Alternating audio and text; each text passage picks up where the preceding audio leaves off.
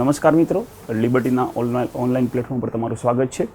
મિત્રો, આજે આપણે જીપીએસસી અને યુપીએસસી પ્રિલિમ મેન્સના એક્ઝામના સંદર્ભમાં જે છે એ બંધારણના એક નવા ટોપિકની ચર્ચા કરવાની છે. અને તમને ખ્યાલ જ છે કે બંધારણના આ ટોપિકની અંતે જે છે એ આપણે પ્રિલિમ અને મેન્સ એક્ઝામના જે પ્રીવિયસ યર્સના ક્વેશ્ચન જે છે એની સાથે પણ આપણે અહીંયા ચર્ચા કરતા હોઈએ છીએ. એટલે કે આ ટોપિક જે છે એ તમારા પ્રિલિમ અને મેન્સ એક્ઝામ બંને માટે ઇમ્પોર્ટન્ટ રહેશે. ઇવન તમારા ઇન્ટરવ્યૂની અંદર પણ જે છે એ આ ટોપિકના સંદર્ભિત ક્વેશ્ચન્સ જે છે એ પૂછાતા હોય છે. સામાન્ય મિત્રો તમને ખ્યાલ જ હોય છે કે જે પોઈન્ટ જે એક્ઝામમાં મોસ્ટ ઇમ્પોર્ટન્ટ છે, જે એક્ઝામમાં વધારે ઇમ્પોર્ટન્ટ નથી, એ પોઈન્ટ વિશે હું તમને પહેલાંથી ચર્ચા કરતો હોઉં છું. એટલે કે તમને એક પોઈન્ટ ઓફ વ્યૂ ક્લિયર રહે કે કઈ વસ્તુ તમારા પ્રિલિમ માટે વધારે ઇમ્પોર્ટન્ટ છે અને કઈ વસ્તુ જે છે તમારી મેન્સ માટે વધારે ઇમ્પોર્ટન્ટ છે. મેન્સ એક્ઝામમાં સામાન્ય શું રહેતું હોય છે કે મેન્સ એક્ઝામમાં ડાયરેક્ટલી એ પોઈન્ટમાંથી ક્વેશ્ચન્સ પૂછવાની શક્યતા ઓછી રહેતી હોય, પણ ઇનડાયરેક્ટલી તમારે એ ક્વેશ્ચન અથવા એ પોઈન્ટ જે છે એ તમારા આન્સરની અંદર મેન્શન કરવું પડતું હોય છે. મેન્સ એક્ઝામમાં ખાલી એવું જ ના સમજતા કે બંધારણ તમારા જનરલ સ્ટડીઝના પેપર બંધારણમાં જ તમારું કામ આવશે. મેન્સ એક્ઝામની અંદર તમારા એથિક્સની અંદર પણ તમે બંધારણ જે છે એનો પોઈન્ટ જે છે એનો ઉલ્લેખ કરી શકો છો. તમે પબ્લિક એડમિનિસ્ટ્રેટિવ જે છે એ પબેડ જે લોક પ્રશાસન જે છે એ લોક પ્રશાસનના વિષયની અંદર પણ જે છે એ તમારા બંધારણના ટોપિક જે છે અથવા બંધારણના પોઈન્ટ એડ થતા હોય છે. સાથે સાથે તમારા એસેની અંદર પણ આ બંધારણના અમુક પોઈન્ટ જે છે એ તમે મૂકી શકતા હો છો. જેમ કે હવે જો તમારું એસે જે છે એ શિક્ષણ ઉપર એસે પૂછાણો કે હાલમાં ભારતની શિક્ષણ વ્યવસ્થા જણાવો, તો હવે તમે જ્યારે શિક્ષણ ઉપર એસે લખો છો તો એ શિક્ષણ ઉપર જ્યારે એસે લખો ત્યારે તમારે બંધારણની જોગવાઈનો ઉલ્લેખ કરવો પડે કે ભારતના બંધારણના આ અનુચ્છેદની અંદર જે છે એ શિક્ષણની જોગવાઈ કરવામાં આવી છે. જો તમે સ્વાસ્થ્ય ઉપર એસે લખો છો તો સ્વાસ્થ્ય સંબંધિત બંધારણની જોગવાઈ ઉપર તમારે ચર્ચા કરવી પડે. તમે જો ઇન્ટરનેશનલ રિલેશન ઉપર એસે લખો છો, તમે સંઘાત્મક ભાવના ઉપર એસે લખો છો, તો પણ તમારે બંધારણની જોગવાઈઓ જે છે એનો ઉલ્લેખ કરવો પડતો હોય છે. એટલે કે બંધારણ કે એવો સબ્જેક્ટ છે કે જેને તમે ગમે તે જગ્યાએ ફિટ કરી શકો, સેટ કરી શકો. ખાલી તમને એટલું ખબર પડવી જોઈએ કે કઈ જગ્યાએ બંધારણનો આ પોઈન્ટ જે છે એને એડ કરવો જરૂરી છે. એની સામે તમે જિયોગ્રાફી અને હિસ્ટ્રી, ઇકોનોમી જે છે એ એવા પોઈન્ટ છે કે એના ચાન્સ બહુ ઓછા રહે છે એડ કરવાના, જ્યારે બંધારણ તમારે ગમે તે જગ્યાએ એડ કરી શકે, પણ એના માટે તમને ખબર હોવી જોઈએ કે કઈ જગ્યાએ બંધારણનો એડ કરવું છે. એટલે મેન્સ એક્ઝામના સંદર્ભમાં જે છે એ ટોપિક આ રીતે ઇમ્પોર્ટન્ટ રહેતા હોય છે. અમુક ટોપિક એવા છે જે મેન્સમાં ડાયરેક્ટલી પૂછાતા હોય છે. જેમ કે જો આ ટોપિકની વાત કરીએ તો આજનો આપણો ટોપિક કયો છે મિત્રો? તો બંધારણનું માળખું જે છે એ આજના ટોપિકનું નામ છે કે બંધારણનું જે સ્ટ્રક્ચર જે છે એ સ્ટ્રક્ચર વિશે આપણે ચર્ચા કરવાની છે. અને આ સ્ટ્રક્ચરવાળો પોઈન્ટ એવો છે કે જે મેન્સ એક્ઝામ અને ઇન્ટરવ્યુના સંદર્ભમાં બહુ જ ઇમ્પોર્ટન્ટ રહે છે.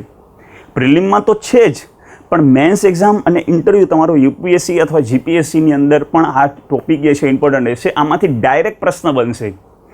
જ્યારે બંધારણના સ્ત્રોતો વિશે આપણે ચર્ચા કરતા ત્યારે બંધારણના સ્ત્રોતોમાં મેં તમને શું કીધું હતું કે બંધારણના સ્ત્રોતો સંદર્ભિત પોઈન્ટમાં મેન્સ એક્ઝામમાં ડાયરેક્ટ ક્વેશ્ચન નીકળવાની શક્યતા બહુ જ ઓછી છે, જ્યારે અહીંયાથી મેન્સ એક્ઝામમાં ડાયરેક્ટ ક્વેશ્ચન નીકળવાની શક્યતા બહુ જ વધારે છે. કઈ રીતે તો જોઈએ તો આજનું ચેપ્ટર જે છે, ટોપિક જે છે એ બંધારણનું માળખું છે. જે તમારો ક્રમ આવતો હોય એ ક્રમ મુજબ તમે જે છે એને ક્રમ આપતા જાજો. તો સૌથી પહેલી વાત કરીએ કે બંધારણનું માળખું એટલે શું છે. તો મૂળ માળખાની સંકલ્પનાનો અર્થ શું થાય છે? જેમ કે બંધારણનું માળખું કોને કહેવાય છે? શું એ હાલમાં પણ બંધારણની અંદર છે અથવા બંધારણ જ્યારે બનાવવામાં આવ્યું ત્યારે એ માળખું હતું? એ બધી વસ્તુ પર ચર્ચા કરીએ તો માળખાની વ્યાખ્યા શું કરી છે? તો મૂળ માળખું એટલે બંધારણની એવી વિશિષ્ટ જોગવાઈ જેમાં બંધારણનું હાથ રહેલું છે અને આ જોગવાઈથી દેશમાં સર્વોચ્ચ અને વિશિષ્ટ સ્થાન પ્રાપ્ત થયેલું છે.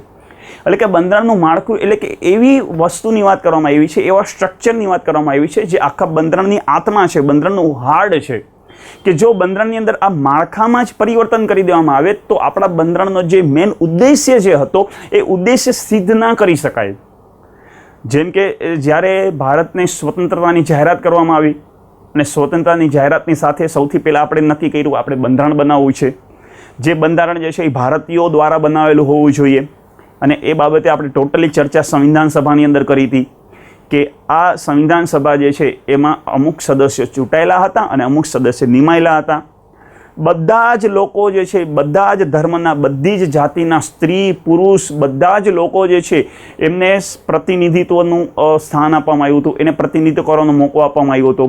એટલે કે પોતે ડાયરેક્ટ પ્રતિનિધિત્વ નહીં કરતા, પણ પોતાના ચૂંટાયેલા સદસ્યો જે છે એમાં પ્રતિનિધિત્વ કરતા. એટલે કે શીખ, ઈસાઈ, એંગ્લો ઇન્ડિયન, હિન્દુ, મુસ્લિમ, પારસી, મહિલાઓ, અનુસૂચિત જાતિના લોકો, અનુસૂચિત જનજાતિના લોકો, બધા જ લોકો જે છે એ બધા લોકોનું પ્રતિનિધિત્વ હોવું જોઈએ એવું સંવિધાન સભા દ્વારા નિર્ધારિત કરવામાં આવ્યું. અને આ સંવિધાન સભા જે છે એણે આખા ભારતનું બંધારણ બનાવ્યું. હવે આ સંવિધાન સભાએ જે આખા ભારતનું બંધારણ બનાવ્યું તો એ બંધારણ માટેના અમુક મુખ્ય ઉદ્દેશ્યો હતા. જેમ કે તમે કોઈ પણ કામ કરો છો તો એ કામ કરવા પાછળ એક ઉદ્દેશ હોવો જોઈએ, એક પર્પસ હોય છે. હવે જો એ ઉદ્દેશ્ય જો સિદ્ધ ના થાય અથવા તમે એ ઉદ્દેશ્યથી જે છે એ ફંટાઈ જાઓ છો તો એ કામ કરવાનો કોઈ મતલબ નથી. જેમ કે તમે અત્યારે તૈયારી ચાલુ કરી કે ભાઈ મારે જીપીએસસી એક્ઝામ જે હવે નવું કેલેન્ડર આવશે એ નવી કેલેન્ડરની એક્ઝામ મારે પાસ કરવી છે. તમે જીપીએસસીની જોરશોરથી તૈયારી ચાલુ કરી દીધી, પ્રિલિમની એક્ઝામની તૈયારી ચાલુ કરી, મેન્સ એક્ઝામની તૈયારી ચાલુ કરી અને એ તૈયારી કરતા હતા, તમે મસ્ત તૈયારી ચાલતી હતી ને વચ્ચે પાછી કોઈ નાની એવી બેલીફની એક્ઝામ આવીને તમે એમાં ફોર્મ ભરીને પાસ થઈ ગયા ને પછી તમે બેલીફની નોકરી કરવા માંડ્યા તો તમારો જે ઉદ્દેશ્ય હતો એ ઉદ્દેશ્ય સિદ્ધ ના થયો, તમે ત્યાંથી ફંટાઈ ગયા. શું કામ ને ફંટાઈ ગયા? તો તમારું ધ્યાન જે છે એ તમારા મેન લક્ષ્ય ઉપર ના રહ્યું. તો બંધારણના જે ઘડવૈયાઓ હતા એણે બંધારણ માટેના અમુક ઉદ્દેશ્ય નક્કી કર્યા હતા. કેવા ઉદ્દેશ્ય? તો જેમ કે ભારતનું બંધારણ જે છે એ ધર્મનિરપેક્ષ હોવું જોઈએ, સમાજવાદી હોવું જોઈએ, અખંડ હોવું જોઈએ, ન્યાયપાલિકા સ્વતંત્ર હોવી જોઈએ, સંસદીય શાસન પ્રણાલી હોવી જોઈએ. તો આ રીતે આખો બંધારણનો એક ઢાંચો બનાવી દીધો હતો. માળખું એટલે શું થાય? તો બંધારણનો એક ઢાંચો બનાવ્યો હતો કે આપણું બંધારણ બનાવવા પાછળનો મેન ઉદ્દેશ આ છે. તો જે બંધારણ બનાવવાનો જે મેન ઉદ્દેશ હતો એને શું કહેવામાં આવે? બંધારણનું માળખું. અને હું તમને જે ઓરલી ચર્ચા કરું છું એ એવા પોઈન્ટ છે કે જે તમારે મેન્સની અંદર ડિસ્ક્રિપ્શનમાં લખવા પડશે. જ્યારે મેન્સનો ક્વેશ્ચન આવે છે ત્યારે આ ઓરલી ચર્ચાઓ જે કરું છું એ બધી વસ્તુ તમારે જે છે યાદ રાખવાની છે અને લખવાની છે. કારણ કે દરેક વસ્તુ જે છે એ કોઈ પણ બુકની અંદર બધી ટુ ધી પોઈન્ટ લખેલી નહીં હોય અને તમે એમ ગણતરી ના કરી શકો કે મેન્સ એક્ઝામની અંદર આખો પ્રશ્ન જે છે એ કોઈક બુકમાંથી જોઈને હું લખી શકીશ. કારણ કે મેન્સ એક્ઝામ તમારી મૌલિકતા તપાસ કરે છે કે તમે તમારી રીતે કેટલું લખી શકો છો. તમે જો કોઈ બુકની વસ્તુ છાપી દેશો તો તમને એટલા માર્ક નહીં મળે જેટલું તમે મૌલિકતા વાપરીને લખશો.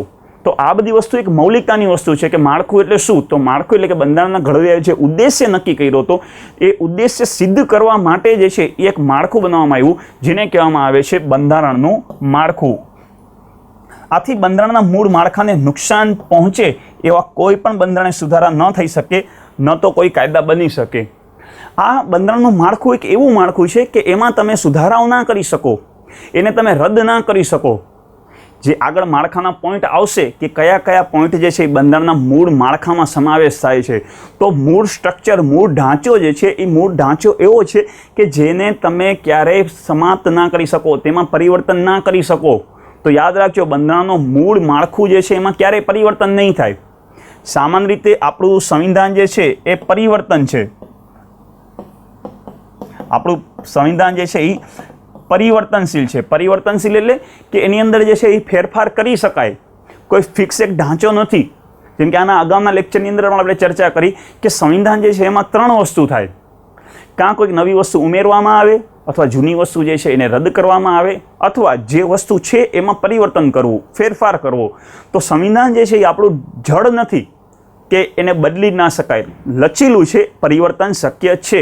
અને સમયાંતરે જે છે એ સંવિધાનમાં પરિવર્તન થતા હોય છે.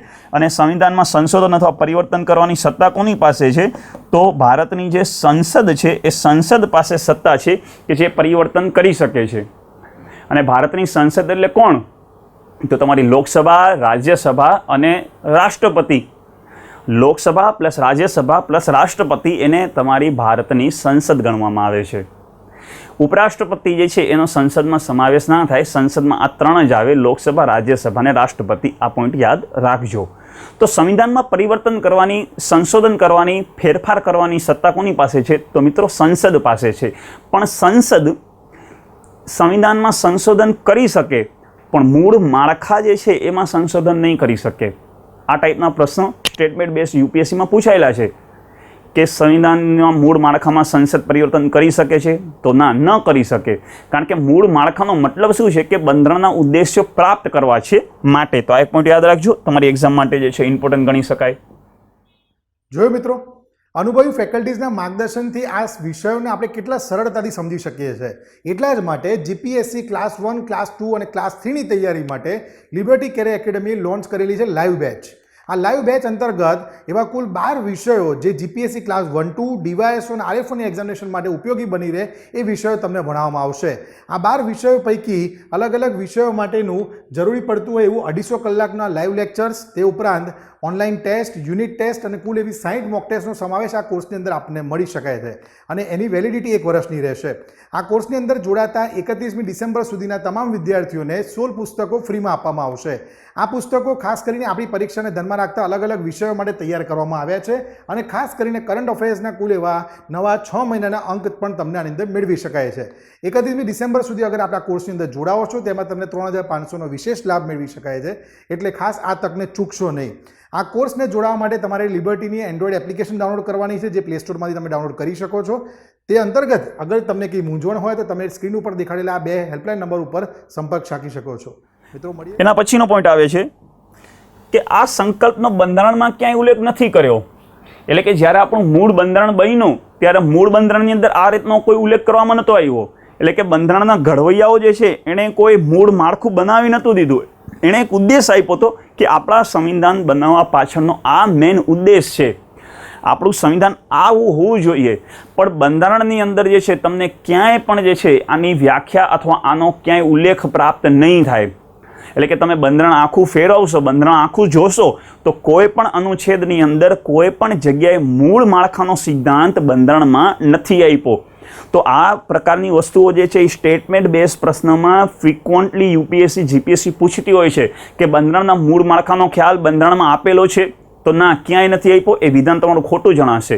તો આ મૂળ માળખાનો ખ્યાલ આવ્યો ક્યાંથી, તો કોણે આપ્યો છે, તો એ જોઈએ. દેશના કોઈ પણ કાયદામાં તેની વ્યાખ્યા કરવામાં આવી નથી. એટલે કે બંધારણમાં ક્યાંય ઉલ્લેખ નથી અને કોઈ પણ કાયદાની અંદર પણ, જેમ કે આઈપીસી, સીઆરપીસી, કોઈ પણ જગ્યાએ જે છે એ બંધારણના મૂળ માળખાનો ઉલ્લેખ કરવામાં નથી આવ્યો. તો કોણ નક્કી કરે છે, તો આ ખ્યાલ ન્યાયાલય દ્વારા આપવામાં આવ્યો છે. આ તમારી પ્રિલિમ એક્ઝામ અને ઇવન મેન્સ એક્ઝામમાં પણ તમારે પોઈન્ટ લખવો પડે. જ્યારે મૂળ માળખા અંતર્ગત તમે આ સવાલ લખો છો ત્યારે, જ્યારે મૂળ માળખાગતનો સવાલ લખો ત્યારે તમારે ચર્ચા કરવી પડે, ઉલ્લેખ કરવો પડે કે ભારતની સુપ્રીમ કોર્ટ દ્વારા જે છે એ સમયાંતરે મૂળ માળખાનો વિચાર આપવામાં આવે છે. અને પ્રિલિમમાં પણ આ પ્રશ્ન બને કે મૂળ માળખાનો વિચાર, મૂળ માળખાનો ખ્યાલ જે છે એ નીચેનામાંથી કોણે આપ્યો. ઓપ્શનમાં તમારે રાષ્ટ્રપતિ, વડાપ્રધાન, ઉપરાષ્ટ્રપતિ અને સુપ્રીમ કોર્ટ અથવા ન્યાયપાલિકા એવું ઓપ્શન હોય તો યાદ રાખજો કોના દ્વારા આપવામાં આવ્યો છે, તો જે આપણી ન્યાયપાલિકા જે છે એ ન્યાયપાલિકા દ્વારા મૂળ માળખાનો ખ્યાલ આપવામાં આવ્યો છે. અને મૂળ માળખું જે છે એ હજી એ પરિવર્તનશીલ છે.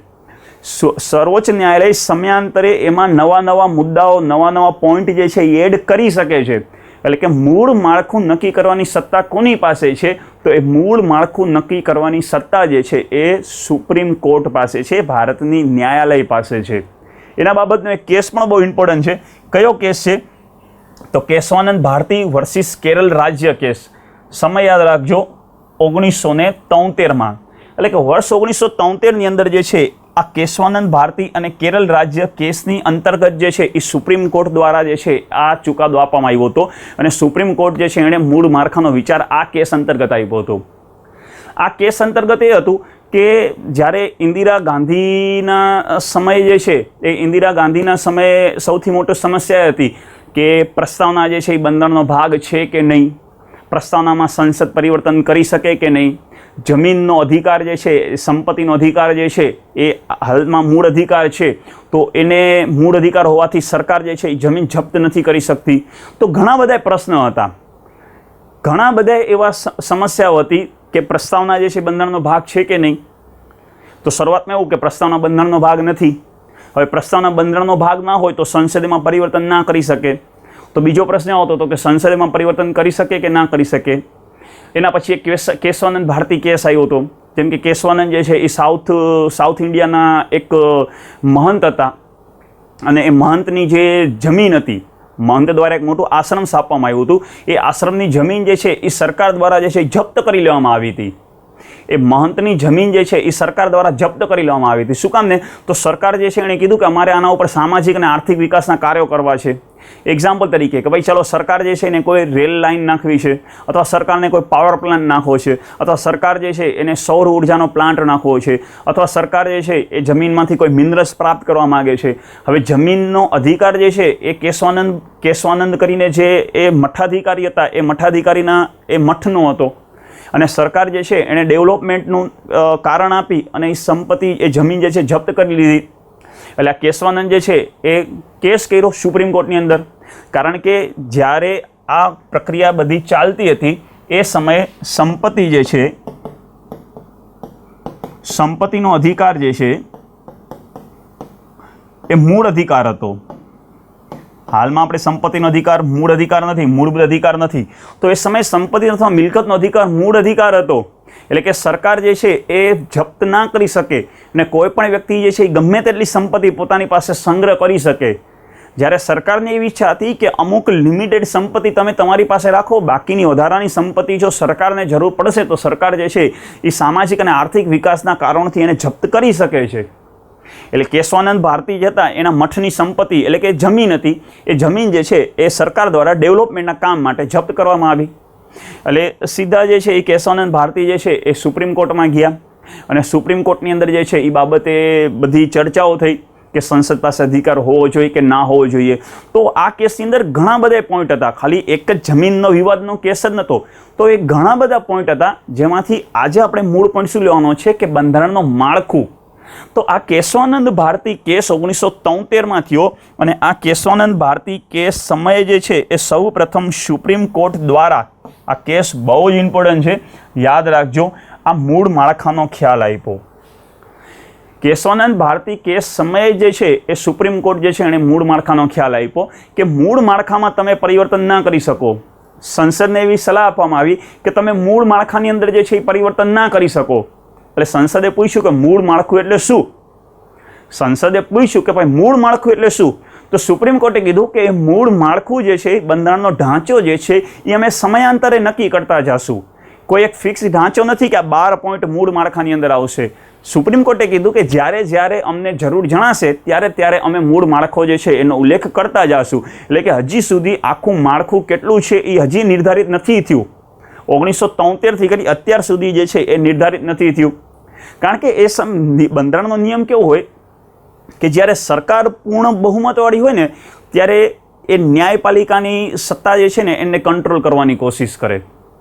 સામાન્ય આપણે બંધારણમાં એવું હોય કે ન્યાયપાલિકા સ્વતંત્ર હોય અને કાર્યપાલિકા એટલે કે સંસદ અને મંત્રી પરિષદ એ સ્વતંત્ર હોય, બંને પોતાનું કામ કરતી હોય. આ બંધારણનો નિયમ છે.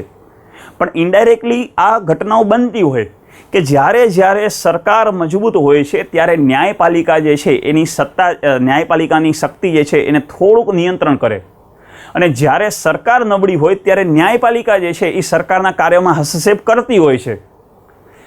ન્યાયપાલિકા જે છે એ સરકારના કાર્યોમાં પણ હસ્તક્ષેપ કરતી હોય છે. ક્યારે? જ્યારે સરકાર જે છે એ ગઠબંધનવાળી સરકાર હોય, કોઈ પૂર્ણ બહુમતવાળી સરકાર ના હોય. તો આ જે છે એ સત્તાનો ઉપર નીચે થવાનો ક્રમ જે છે એ ક્રમ ઘટના ચાલતી જ હોય છે. જેમ કે ઇન્દિરા ગાંધીના સમયે તમે જુઓ તો ઇન્દિરા ગાંધી જે છે એ પૂર્ણ બહુમતમાં સરકાર હતી. એટલે કે સરકાર જે છે એ પૂરી તાકાત, પૂરી સત્તા, પૂરી શક્તિ સાથે હતી. એટલે ઘણી જગ્યાએ એવું બનતું કે સુપ્રીમ કોર્ટ જે છે એ સુપ્રીમ કોર્ટના નિર્ણયો જે છે એને સંસદની અંદર જે છે એ ફેરવી નાખતી. સુપ્રીમ કોર્ટે કોઈક ચુકાદો આપ્યો હોય તો સંસદની અંદર નવો કાયદો બનાવી અને સુપ્રીમ કોર્ટના ચુકાદાને ફેરવી નાખતી. એટલે થયું એવું કે સુપ્રીમ કોર્ટ વાટ જોઈને બેઠું હતું. સુપ્રીમ કોર્ટ એવા મોકાની તલાશમાં હતું કે સત્તા જે છે સરકારની એને થોડુંક કંટ્રોલ કરે અને બેલેન્સ કરી દે. ઉપર નીચે ના ચાલે, બેલેન્સ હોવું જોઈએ. એટલે સુપ્રીમ કોર્ટે શું કર્યું કે સુપ્રીમ કોર્ટે એક આવો મૂળ માળખાનો સિદ્ધાંત લઈને આવ્યા. એટલે કે સંસદને કહી દીધું કે તમારે ગમે તેટલા સંશોધન કરો, ગમે તેટલું સંવિધાનમાં પરિવર્તન કરવાની કોશિશ કરો, પણ જો તમે મૂળ માળખાને ટચ કર્યું તો એ સંવિધાન સંશોધન સુપ્રીમ કોર્ટ રદ કરશે. સુપ્રીમ કોર્ટ પાસે મિત્રો આટલી સત્તા હોય કે સુપ્રીમ કોર્ટ સંસદના કોઈ પણ કાયદાને, એક્ટને રદ કરી શકે છે. અને તમને લાસ્ટમાં યાદ હોય તો એના અગાઉના લેક્ચરની અંદર આપણે એના માટે એક શબ્દ લીધો હતો, ન્યાયિક સમીક્ષા. આવો એક શબ્દ જે છે એનો આપણે ઉલ્લેખ કર્યો હતો. તો સુપ્રીમ કોર્ટની આ ન્યાયિક સમીક્ષાની સત્તા જે છે કે સંસદ જે છે એ બંધારણના મૂળ માળખાને તો ભંગ નથી કરતી ને, અને જો મૂળ માળખાને ભંગ કરશે તો સુપ્રીમ કોર્ટ એ સંસદનો આખો સંવિધાન સંશોધન પણ રદ કરી શકે. એટલે સુપ્રીમ કોર્ટ જે છે એને મોકો જોતો તો એ મોકો મળી ગયો, અને એ મોકો શું મળ્યો તો બંધારણનું મૂળ માળખું. સુપ્રીમ કોર્ટે સંસદને કીધું કે તમે ગમે તેટલા સંશોધન કરી લેજો, પણ જ્યારે તમે એવું કોઈ સંશોધન કર્યું જે બંધારણના મૂળ માળખાને ભંગ કરે છે તો એ સંશોધન અમે રદ કરી નાખશું. એટલે સંસદે સુપ્રીમ કોર્ટને કીધું કે કંઈ વાંધો નહીં, તમે અમને મૂળ માળખું કહી દો તો અમે એ મૂળ માળખા સિવાય બીજા સંશોધન કરીએ, મૂળ માળખામાં સંશોધન ન કરીએ. એટલે સુપ્રીમ કોર્ટે શું કીધું કે ના, આ મૂળ માળખું જે છે એ અમે સમયાંતરે નક્કી કરશું. હાલમાં અમે એમ ના કહી શકીએ કે આ જ મૂળ માળખું રહેશે. જેમ કે સુપ્રીમ કોર્ટે કીધું કે અત્યારે મૂળ માળખાની અંદર આ 10 પોઈન્ટ છે, પણ સમયાંતરે હજી અમે નક્કી કરશું. જેમ કે પછી સુપ્રીમ કોર્ટે કીધું કે હવે આમાં 12 પોઈન્ટ છે, પછી સુપ્રીમ કોર્ટે કીધું આમાં 15 પોઈન્ટ છે. તો આ રીતે સુપ્રીમ કોર્ટ જે છે એ સમયાંતરે માળખું નિર્ધારિત કરે છે, કારણ કે સંસદ કોઈ એવું સંવિધાન સંશોધન ના કરે જેનાથી બંધારણના ઉદ્દેશ્યમાં જ આખું પરિવર્તન આવી જાય. તો આ મૂળ માળખાનો સિદ્ધાંત હતો. આઈ હોપ કે હવે તમે મૂળ માળખું supreme court Keshavananda Bharati case સમજ્યા હશો. પ્રિલિમ એક્ઝામની જો વાત કરું તો તમારી પ્રિલિમ ટેસ્ટની અંદર જે છે આ કન્ટિન્યુ પૂછાયેલો પ્રશ્ન છે, પછી યુપીએસસી હોય કે જીપીએસસી હોય, કે મૂળ માળખાનો સિદ્ધાંત બંધારણની અંદર કયા કેસ અંતર્ગત કરવામાં આવ્યો છે, અથવા મૂળ માળખાનો સિદ્ધાંત કયા કેસમાંથી બહાર આવ્યો છે, અથવા કેશવાનંદ ભારતી કેસમાં નીચે બાબતે શેનો ઉલ્લેખ કરવામાં આવ્યો છે. તો યાદ રાખજો કે જે આપણું આ મૂળ માળખાનો સંકલ્પ જે છે એ કેશવાનંદ ભારતી વર્સિસ કેરળ રાજ્યના કેસ 1973માં જે છે એ કરવામાં આવ્યો છે. આપણે જ્યારે જે આગળ જશું ત્યારે બધાએ મહત્ત્વના કેસો છે, 8 કે 10 કેસ મહત્ત્વના છે બંધારણની અંદર.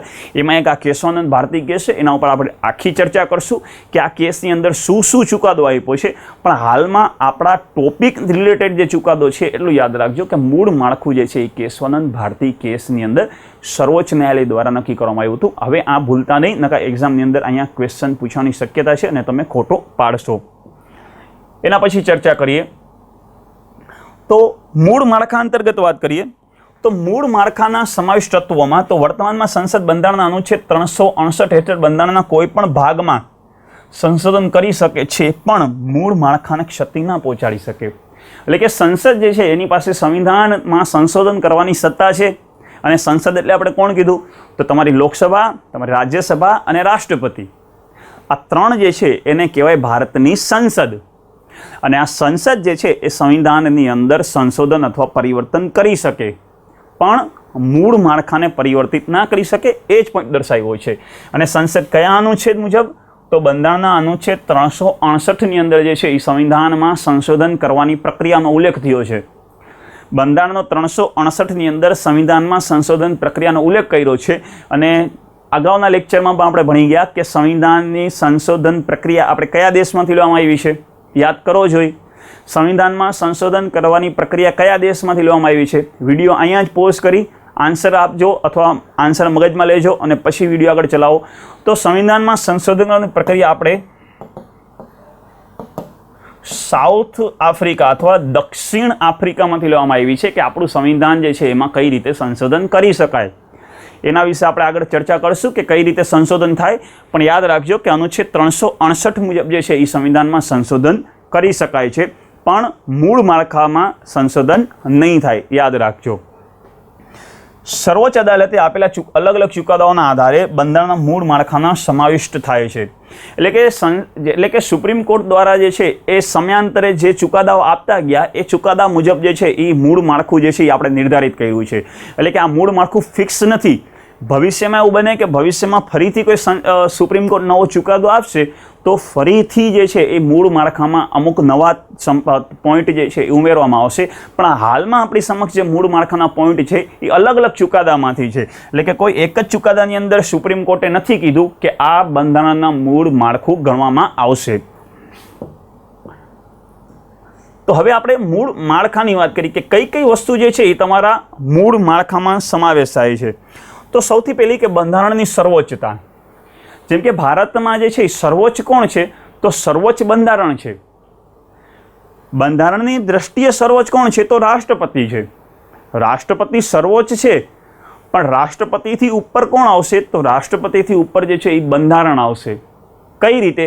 તો રાષ્ટ્રપતિ જેટલા કાર્ય કરશે એ કયા કાર્ય હશે? એ બંધારણની અંદર જે ઉલ્લેખ કરવામાં આવ્યા છે એટલા જ કાર્ય રાષ્ટ્રપતિ કરી શકે, એનાથી વધારે કાર્ય રાષ્ટ્રપતિ ન કરી શકે. એટલે કે બંધારણની દ્રષ્ટિએ સર્વોચ્ચ કોણ? તો રાષ્ટ્રપતિ. પણ ભારતમાં સર્વોચ્ચતા કોની? તો બંધારણ જે છે એ સર્વોચ્ચ છે, એની ઉપર કોઈ નથી. એટલે એક્ઝામમાં પ્રિલિમ એક્ઝામની અંદર પૂછાય કે ભારતમાં સર્વોચ્ચ કોણ? તો પછી રાષ્ટ્રપતિ ટીક ના કરતા. રાષ્ટ્રપતિ ક્યારે ટીક થાય? જો એવો પ્રશ્ન બને કે બંધારણની દ્રષ્ટિએ સર્વોચ્ચ કોણ. બાકી રાષ્ટ્રપતિથી ઉપર પણ બંધારણ જ આવશે. પછી રાષ્ટ્રપતિ હોય, વડાપ્રધાન હોય, સંસદ હોય, ઉપરાષ્ટ્રપતિ હોય, બધા લોકો બંધારણને અનુસરીને જ કામ કરશે, બંધારણની જોગવાઈ મુજબ જ કામ કરશે. બંધારણથી ઉપરવટ કોઈ નથી. એટલે કહેવાય કે ભારતમાં શાસન કોનું છે? તો બંધારણનું શાસન છે. બંધારણ મુજબ શાસન ચાલે છે. કોઈ વ્યક્તિના વ્યક્તિગત નિર્ણય, વ્યક્તિગત વિચાર મુજબ ભારતમાં શાસન નથી ચાલતું. તો આ બંધારણ જે છે એ સર્વોચ્ચ રહેશે. એ આ મૂળ માળખું છે. એટલે સંસદ આમાં પરિવર્તન ના કરી શકે. સંસદ એમ સત્તા ના આપી શકે કે ભાઈ બંધારણથી ઉપર રાષ્ટ્રપતિ રહેશે અથવા બંધારણથી ઉપર વડાપ્રધાન રહેશે. એવું કોઈ સંવિધાન સંશોધન ના કરી શકાય. બંધારણની સર્વોચ્ચતા હતી અને એ રહેશે જ. એ વિચારમાં તમે પરિવર્તન નહીં કરી શકો. તો મેં તમને કીધું કે બંધારણના ઘડવૈયાઓએ આ જ વિચાર આપ્યો હતો કે સર્વોચ્ચ બંધારણ હોવું જોઈએ.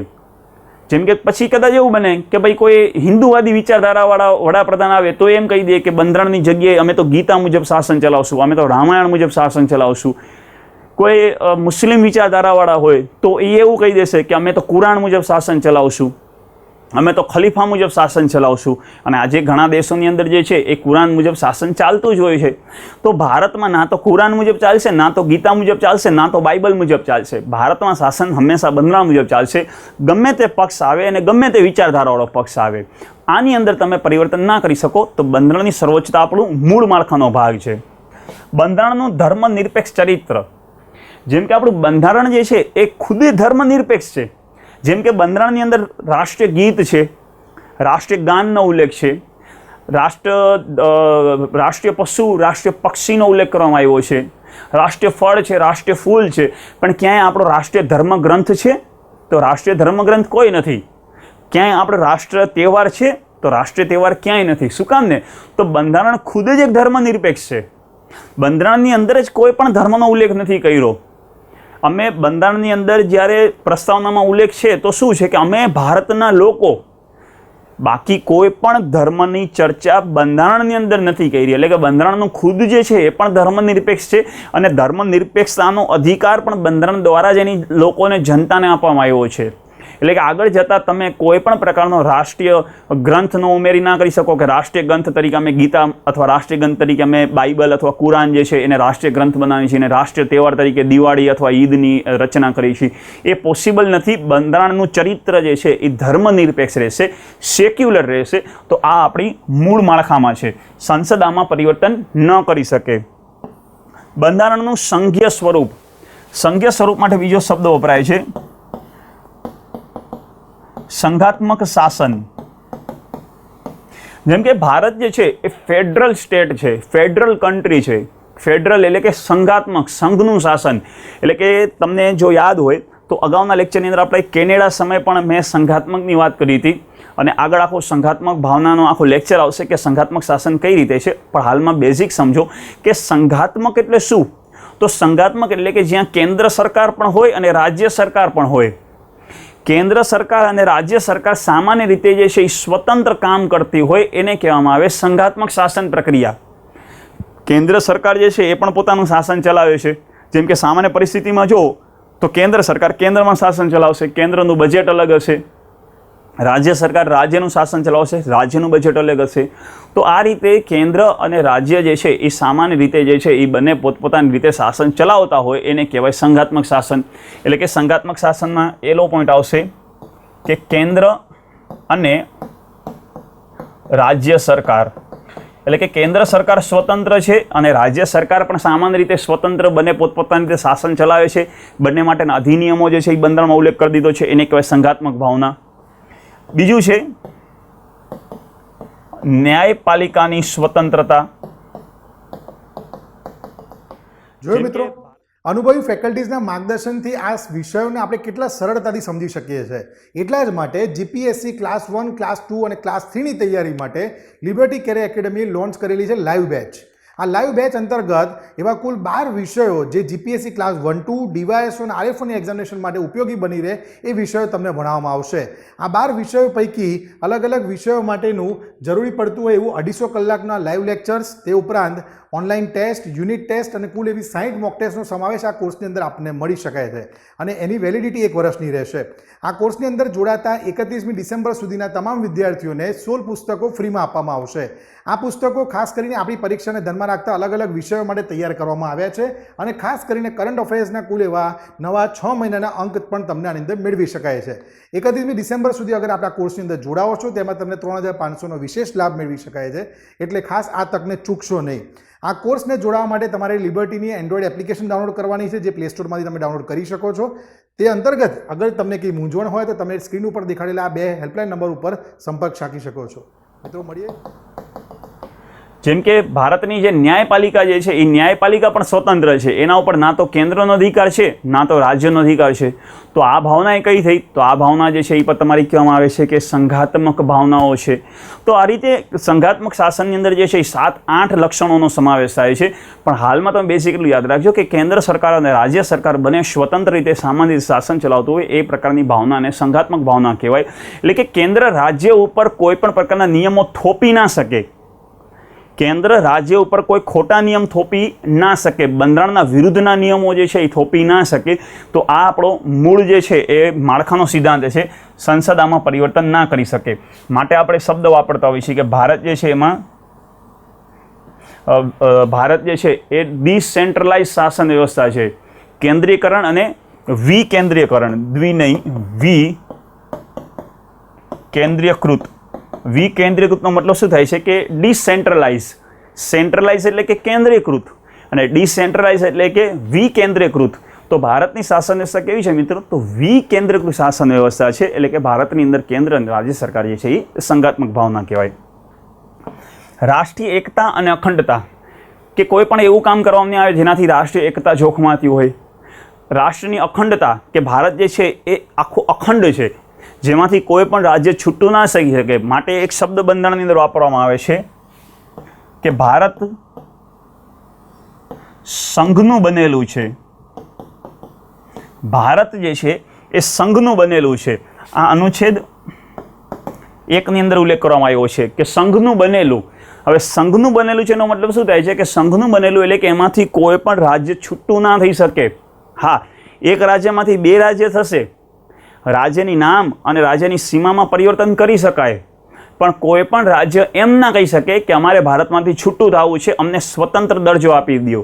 જેમ કે ચલો અત્યારે જમ્મુ કાશ્મીરનો ઇસ્યુ છે, તો જમ્મુ કાશ્મીર એમ ના કહી શકે કે ભાઈ ચલો મને અલગ કરી દો, હું પાકિસ્તાનમાં જોડવા માગું છું. અને સંસદ પણ ભારતનું કોઈ પણ રાજ્ય જે છે એને અલગ ના કરી શકે. હા, એક રાજ્યમાંથી 2 રાજ્ય થશે, જેમ કે મહારાષ્ટ્ર અને ગુજરાત, એની સીમામાં પરિવર્તન થશે, પણ સંસદ પાસે અધિકાર નથી કે કાલ ઉઠીને કોઈ પણ રાજ્ય જે છે એ બીજા દેશને આપી દે. જેમ કે આપણે એક્ઝામ્પલ લઈએ કે ભાઈ કોઈ પક્ષ જે છે અત્યારે કેન્દ્ર સરકાર જે જોવે છે કે ભાઈ જમ્મુ કાશ્મીરમાં બહુ વિવાદ થાય છે, વારે ઘડી પાકિસ્તાન આતંકવાદી મોકલશે ને આપણે આતંકવાદી સામે લડવા જવાનું અને આટલા મોટા વિવાદ થાય છે, એના કરતાં આપણે જમ્મુ કાશ્મીર પાકિસ્તાનને આપી દઈએ એટલે વાત પતી જાય, આ ઇસ્યુનું સમાધાન થાય. તો સંસદ પાસે પણ અધિકાર નથી, કારણ કે ભારત અખંડ છે. એને તમે કોઈ પણ રાજ્યને અલગ ના કરી શકો અને સંસદ પણ કોઈ રાજ્ય જે છે એને બીજા દેશને સોંપી ના શકે. તો આ મૂળ માળખું છે. સંસદીય વ્યવસ્થા, જેમ કે આના અગાઉના ચેપ્ટરની અંદર પણ મેં સંસદીય વ્યવસ્થાનો તમને ઉલ્લેખ કર્યો છે. સંસદીય વ્યવસ્થા એટલે શું? તો ભારતની અંદર શાસન જે છે એ સંસદ દ્વારા ચલાવવામાં આવશે, ના કે કોઈ પણ એક વ્યક્તિ અથવા કોઈ પણ એક ગૃહ દ્વારા. સંસદની અંદર જોયા હતા કે 2 ગૃહ છે, એક લોકસભા છે અને એક રાજ્યસભા છે, અને ત્રીજા છે રાષ્ટ્રપતિ. તો સંસદીય શાસન વ્યવસ્થાનો મતલબ શું થાય છે કે કોઈ પણ નિર્ણય જે છે એ આ 3 સંપીને લેશે તો જ શાસન જે છે એ ચાલશે. ખાલી રાજ્યસભા જે છે એ કોઈ નિર્ણય ના લઈ શકે, ખાલી લોકસભા જે છે એ સામાન્ય કોઈ નિર્ણય ના લઈ શકે, અને રાષ્ટ્રપતિ એ કોઈ નિર્ણય લે છે તો એ નિર્ણય જે છે એને લોકસભા રાજ્યસભામાંથી મંજૂરી મળવી જોઈએ. એટલે કે 3 પોતાની પાવર વાપરે તો જ આપણે શાસન સંબંધી જે છે એ નવા નિયમો બનાવી શકાય અથવા જૂના નિયમો રદ કરી શકાય. આ વ્યવસ્થાને જ કહેવાય સંસદીય શાસન વ્યવસ્થા. તો આ સંસદીય શાસન વ્યવસ્થા પણ આપણા બંધારણના મૂળ માળખા અંતર્ગત આવે છે અને ફેરફાર ના કરી શકાય. ને મિત્રો આ બધા પોઈન્ટ જે છે એ પોઈન્ટ તો યાદ રાખજો જ, અને હું જે ઓરલી ચર્ચા કરું છું એ ઓરલી ચર્ચા પણ જે તમને ડિસ્ક્રાઇબ કરું છું એ પણ યાદ રાખજો, કારણ કે મેન્સ એક્ઝામમાં હું જે બોલું છું એ લખવાનું થશે. ને આ પોઈન્ટ જે છે એ તમારો કેવો થાય છે કે આ પોઈન્ટ જે છે એ તમારું હેડિંગ થાય કે એક્ઝામમાં તમારો પ્રશ્ન પૂછાણો કે બંધારણના મૂળ માળખા વિશે ચર્ચા કરો, તો તમારે આ પોઈન્ટ લખવો પડે કે ધર્મનિરપેક્ષ ચરિત્ર, પછી એમાં 2-3 લાઈન ડિસ્ક્રાઇબ કરવી પડે જે મેં તમને સમજાવી છે. તો હું જે સમજાવું છું એ પણ ઇમ્પોર્ટન્ટ છે, અને આ પોઈન્ટ જે છે એ તમારા પ્રિલિમની દ્રષ્ટિએ ઇમ્પોર્ટન્ટ થશે. એટલે કે પ્રિલિમ અને મેન્સ બંને સંદર્ભિત જે છે એ આ મહત્વના છે. જેના પછી વાત કરીએ તો ધારાસભા, કારોબારી અને ન્યાયપાલિકા વચ્ચે શક્તિઓનું વિભાજન. ભારત જે છે એ લોકતંત્ર દેશ છે, અને લોકતંત્ર જે છે તમને ખ્યાલ હશે કે લોકતંત્રના ટોટલ 4 પાયા. કયા કયા પાયા ગણાય? તો સૌથી પહેલાં આપણે આ પ્રકારની એક આકૃતિ બનાવી દઈએ. મેન્સ એક્ઝામમાં પણ તમે બનાવી શકો. અહીંયા લખી શકાય કે આ તમારું થયું લોકતંત્ર. લોકતંત્રનું મંદિર. સંસદ એટલે શું કહેવાય? તો લોકતંત્રનું ટેમ્પલ જ ગણાય છે ને સંસદ. તો આપણે આ મંદિર જ બનાવી દીધું. હવે આપણે કહી છીએ કે લોકતંત્ર જે છે એ ટોટલ 4 પાયા ઉપર નભેલું છે. તો આપણે આ 4 પાયા લીધા અહીંયા. અને મિત્રો આ રીતના ડ્રોઈંગ જે છે એ તમે મેન્સ એક્ઝામમાં કરી શકો છો. જ્યારે તમને ક્યારે પણ એવું લોકતંત્રના કોઈ પણ એક સ્તંભ વિશે અથવા એક પાયા વિશે ચર્ચા કરવી હોય તો આ રીતે ડ્રોઈંગ કરશો તો ઇફેક્ટિવ રહેશે, તમારો અડધોથી 1 માર્ક વધી શકે. તો 4 પાયામાં કયા આવે? તો આવે કાર્યપાલિકા, બીજું આવે વિધાયિકા, ત્રીજું આવશે ન્યાયપાલિકા, અને ચોથું સ્વતંત્ર મીડિયા. એટલે કે આપણી જે મીડિયા જે છે એ પણ લોકતંત્રનો ચોથો સ્તંભ ગણાય છે. તો આ લોકતંત્રના 4 પાયા છે કે જેના ઉપર આ લોકતંત્ર આખું ઊભેલું છે. જો આ 4 પાયામાંથી એક પણ પાયો જે છે એ પ્રોપર કામ ના કરે તો લોકતંત્ર જે છે એ ડગમગી જાય. આ સામાન્ય ભાષામાં એમ કહેવાય કે લોકતંત્રનું આ મંદિર આખું ડગમગી જશે. એટલે કે 4 પાયા જે છે એને સરખું કામ કરવું જરૂરી છે, પોતાની સત્તા મુજબનું કામ કરવું જરૂરી છે. તો અહીંયા શું કીધું છે કે ધારાસભા, કારોબારી અને ન્યાયપાલિકા. ધારાસભા એક પ્રકારની સંસદ, કારોબારી એટલે કે મંત્રી પરિષદ અથવા એડમિનિસ્ટ્રેટિવ જે પ્રશાસનિક એટલે કે પ્રશાસન, અને ન્યાયપાલિકા એટલે કે જ્યુડિશિયલી. આ ત્રણ જે છે એનું શક્તિનું વિભાજન કરી દેવામાં આવ્યું છે. એટલે કે સામાન્ય રીતે જે છે એ કોઈ પણ જે છે એ એકબીજાની શક્તિઓની અંદર જે એકબીજાના કાર્યમાં હસ્તક્ષેપ ના કરે. સામાન્ય પરિસ્થિતિમાં કોઈ પણ એકબીજાના કાર્યમાં હસ્તક્ષેપ નહીં કરે. સંસદ, ધારાસભા પોતાની રીતે શાસન ચલાવશે. એના દ્વારા જે કાયદો બનાવવામાં આવશે એ કાયદો લાગુ કરવાની સત્તા જે છે કોની પાસે છે? તો પ્રશાસન પાસે છે. જેમ કે કાયદો બનાવી દીધો તો એ કાયદો ઇમ્પ્લિમેન્ટ કોણ કરશે? તો એ પ્રશાસન કરશે. એટલે કે સામાન્ય રીતે તમે કાલે ડેપ્યુટી કલેક્ટર બનીને જશો અથવા તમે યુપીએસસી પાસ કરી અને આઈએએસ બનીને જશો તો આ પ્રશાસન કહેવાય. તમારે સરકારે કાયદો બનાવી દીધો, હવે લાગુ તમારે કરવાનો છે. જેમ કે સરકારે કીધું કે ટ્રિપલ તલાક જે છે એ ફોજદારી ગુનો છે. તો હવે તમે આઈપીએસ ઓફિસર અથવા ડીવાયએસપી તરીકે પોસ્ટ ઉપર હો તો તમારી સમક્ષ જ્યારે ટ્રિપલ તલાક અંતર્ગત કોઈ એવો કેસ આવે છે તો તમારે એ બાબતે નિર્ણય લેવાનો છે કે આના ઉપર કઈ કલમ લાગશે. એ સરકારનો કાયદો જે છે એને સરકારનો એક્ટ જે છે એને અમલ કરાવવાનો છે. તો લોકતંત્ર માટે જે છે એ ધારાસભા સામાન્ય રીતે પોતાનું કામ કરશે, કારોબારી પોતાનું કામ કરશે, અને ન્યાયપાલિકા જે છે એ પણ પોતાનું કામ કરશે. તો સામાન્ય પરિસ્થિતિમાં 3 જે છે એ સ્વતંત્ર હોય છે, અને 3ની શક્તિ જે છે એનું વિભાજન કરી દેવામાં આવ્યું છે કે આટલા સંસદના કામ, આટલા કારોબારીના કામ અને આટલા જે છે એ ન્યાયતંત્રના કામ. પણ અમુક પરિસ્થિતિઓની અંદર એકબીજામાં હસ્તક્ષેપ કરી શકાય છે, પણ સામાન્ય રીતે શક્તિઓનું વિભાજન કરી દીધું છે. એટલે કે કોઈ પણ વ્યક્તિ એકબીજાના કાર્યમાં હસ્તક્ષેપ નહીં કરી શકે. એના પછી લઈએ ન્યાયપાલિકાની સ્વતંત્રતા. જે ન્યાયપાલિકા છે, જે જ્યુડિશિયલ સિસ્ટમ જે છે એ સ્વતંત્ર હોવું જોઈએ. એના ઉપર કોઈ પણ રાજનૈતિક જે છે એ રાજનૈતિક હસ્તક્ષેપ ના હોવો જોઈએ. હવે આ અંતર્ગત 2014ની અંદર જે એક મોટી ઘટના બની કે વર્ષ 2014માં એક કમિશન બનાવવામાં આવ્યું. એને કહેવામાં આવ્યું હતું NJEC, national judicial appointment commission. અક્ષર થોડા ખરાબ થાય છે કારણ કે આ બોર્ડમાં રાઇટિંગ કરવી થોડુંક ટફ રહેતું હોય છે, પણ હું બોલતો હોઉં છું એટલે તમને સમજાતું જતું હશે કે NJEC હતું, નેશનલ જ્યુડિશિયલ એપોઇન્ટમેન્ટ કમિશન, 2014માં રચના કરવામાં આવી હતી. શું વિવાદ હતો એની ચર્ચા કરીએ. સામાન્ય નિયમ શું છે કે ન્યાયપાલિકા સ્વતંત્ર હોવી જોઈએ, જે આપણા મૂળ માળખાની અંતર્ગત દર્શાવવામાં આવ્યું છે. ન્યાયપાલિકા સ્વતંત્ર ક્યારે રહી શકે? જ્યારે ન્યાયાધીશોની નિમણૂક જે છે એ નિમણૂકમાં કોઈ પક્ષપાત ના થાય. સૌથી પહેલો સ્ટેપ શું હોય કે નિમણૂકમાં જ કોઈ પક્ષપાત ન થવો જોઈએ. હવે નિમણૂકમાં જો પક્ષપાત થાય તો કોઈ વ્યક્તિ સ્વતંત્ર કામ ના કરી શકે. જેમ કે આજે કોઈ ન્યાયાધીશની નિમણૂક કરી હોય અને એ નિમણૂક માટે વડાપ્રધાન કી એની નિમણૂક થાય તો શું થશે કે એ ન્યાયાધીશ જે છે એ ગમે તે સમયે જે છે એ વડાપ્રધાન અને જે તે રાજનીતિક પક્ષ અથવા સરકાર જે છે એનો જ પક્ષ લેશે. તો બંધારણની અંદર એવું કહી દીધું કે ન્યાયપાલિકા જે છે એ સ્વતંત્ર હોવી જોઈએ અને એની સ્વતંત્ર નિર્ધારિત કરવા માટે બંધારણમાં ઉલ્લેખ કરી દીધો કે ન્યાયાધીશની નિમણૂક રાષ્ટ્રપતિ દ્વારા કરવામાં આવશે. ન્યાયાધીશની નિમણૂક કોણ કરશે? તો ન્યાયાધીશની નિમણૂક જે છે એ રાષ્ટ્રપતિ દ્વારા કરવામાં આવશે અને એને કહેવામાં આવે છે કોલેજિયમ પદ્ધતિ. જો હવે અક્ષર સારા થયા, એટલે કે તમને સમજાય એના માટે મેં થોડુંક સ્લો લખ્યું તો અક્ષર સારા થાય છે. તો કોલેજિયમ પદ્ધતિ જે છે એ ન્યાયાધીશની નિમણૂક માટેની પ્રક્રિયા છે અને નિમણૂક માટેનો સત્તા કોની પાસે છે? તો રાષ્ટ્રપતિ પાસે. હવે આ કોલેજિયમ પદ્ધતિ શું છે? તો કોલેજિયમ પદ્ધતિની અંદર જે છે એ 6 ન્યાયાધીશોની ટીમ હોય, જેમાં જે સિનિયર ન્યાયાધીશ હોય એ સિનિયર ન્યાયાધીશને સુપ્રીમ કોર્ટના મુખ્ય ન્યાયાધીશ બનાવવામાં આવશે. આ છ જણાની જે ટીમ હશે, 6 જણાની જે કોર હશે, 6 જણાની જે કમિટી હશે, એ કમિટી એક નામ રાષ્ટ્રપતિને આપી દેશે કે ભાઈ તમે આ વ્યક્તિને સુપ્રીમ કોર્ટના ન્યાયાધીશ તરીકે નિમણૂક કરી દો. અને કોલેજિયમ પદ્ધતિ મુજબ રાષ્ટ્રપતિ સુપ્રીમ કોર્ટના ન્યાયાધીશની નિમણૂક કરતા હોય છે. આ સામાન્ય નિયમ છે. હવે તમે જો કોલેજિયમમાં જે કોલેજિયમની કમિટી હતી એની અંદર પણ કોઈ રાજનૈતિક વ્યક્તિ નહોતા. રાષ્ટ્રપતિ પણ કોઈ રાજનૈતિક વ્યક્તિ ના હોય, કેમ કે રાષ્ટ્રપતિ તો કોઈ પણ ગૃહના સદસ્ય નથી. રાષ્ટ્રપતિ કોઈ પણ પક્ષ સાથે સંકળાયેલા નથી, કોઈ પણ લાભનો હોદ્દો ધરાવતા નથી. માટે રાષ્ટ્રપતિ જે છે એ કહેવાય કે નિષ્પક્ષ વ્યક્તિ છે.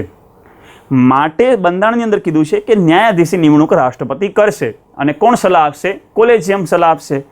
તો હવે જો આ નિમણૂક થાય છે એમાં કોઈ પણ હસ્તક્ષેપ ના થયો. હવે 2014ની અંદર એક કમિશન આવ્યું જેનું નામ આપણે કીધું NJEC, national judicial appointment commission, અને એ 2017ની GPSC મેન્સ, 2016ની UPSC મેન્સ, 2015ની UPSC મેન્સમાં આ 3 વખત કન્ટિન્યુ આ પ્રશ્ન પૂછાયો હતો, કારણ કે એ સમય કરંટનો ક્વેશ્ચન હતો, ચર્ચામાં હતો. હવે સામાન્ય રીતે જે છે આમાંથી પ્રશ્ન ના બને, પણ તમારે જ્યારે તમે આનો ઉલ્લેખ કરવા જાઓ ન્યાયપાલિકાની સ્વતંત્રતા, ત્યારે આને એક્ઝામ્પલ તરીકે તમે હજી લખી શકો છો. જેમ કે લાસ્ટ એક્ઝામની અંદર જ GPSC મેન્સમાં જ મેં ખુદ જ લખ્યું હતું કે આ મૂળ માળખાંતર્ગત મારે એક પોઈન્ટ લખવાનો હતો, તો એની અંદર મેં આનો ચર્ચા કરી દીધી. તો સામાન્ય રીતે બીજા બધા જે સ્ટુડન્ટ હતા, જે બધા મારા ગ્રુપવાળા હતા, એ લોકોને એ 10માંથી જે છે એ 4.5 માર્ક હતા. મેં જ્યારે આનો ઉલ્લેખ કર્યો તો મને 6.5 માર્ક આપ્યા હતા. તો આ રીતે મારો 1.25 માર્ક જે છે એ આના થકી જ વધ્યો હતો. બાકી કન્ટેન્ટ જે છે એ બહુ સેમ જ હતું મારા અને મારા જે રૂમ પાર્ટનર અથવા બધા બે મિત્રો હતા એનું. તો આ રીતે તમારે આ પોઈન્ટ જે છે એ એડ હજી પણ તમે કરી શકો છો. શું પોઈન્ટ હતો? તો આ નેશનલ જ્યુડિશિયલ એપોઇન્ટમેન્ટ કમિશન જે રચના કરવામાં આવી હતી એની અંદર એવું નક્કી કરવામાં આવ્યું હતું કે આ કમિશનમાં કુલ 6 સદસ્ય રહેશે. આ કમિશનની અંદર કુલ 6 સદસ્ય રહેશે અને આ 6 સદસ્ય જે છે થોડુંક જવા દઉં એટલે તમને ક્લિયર બતાશે.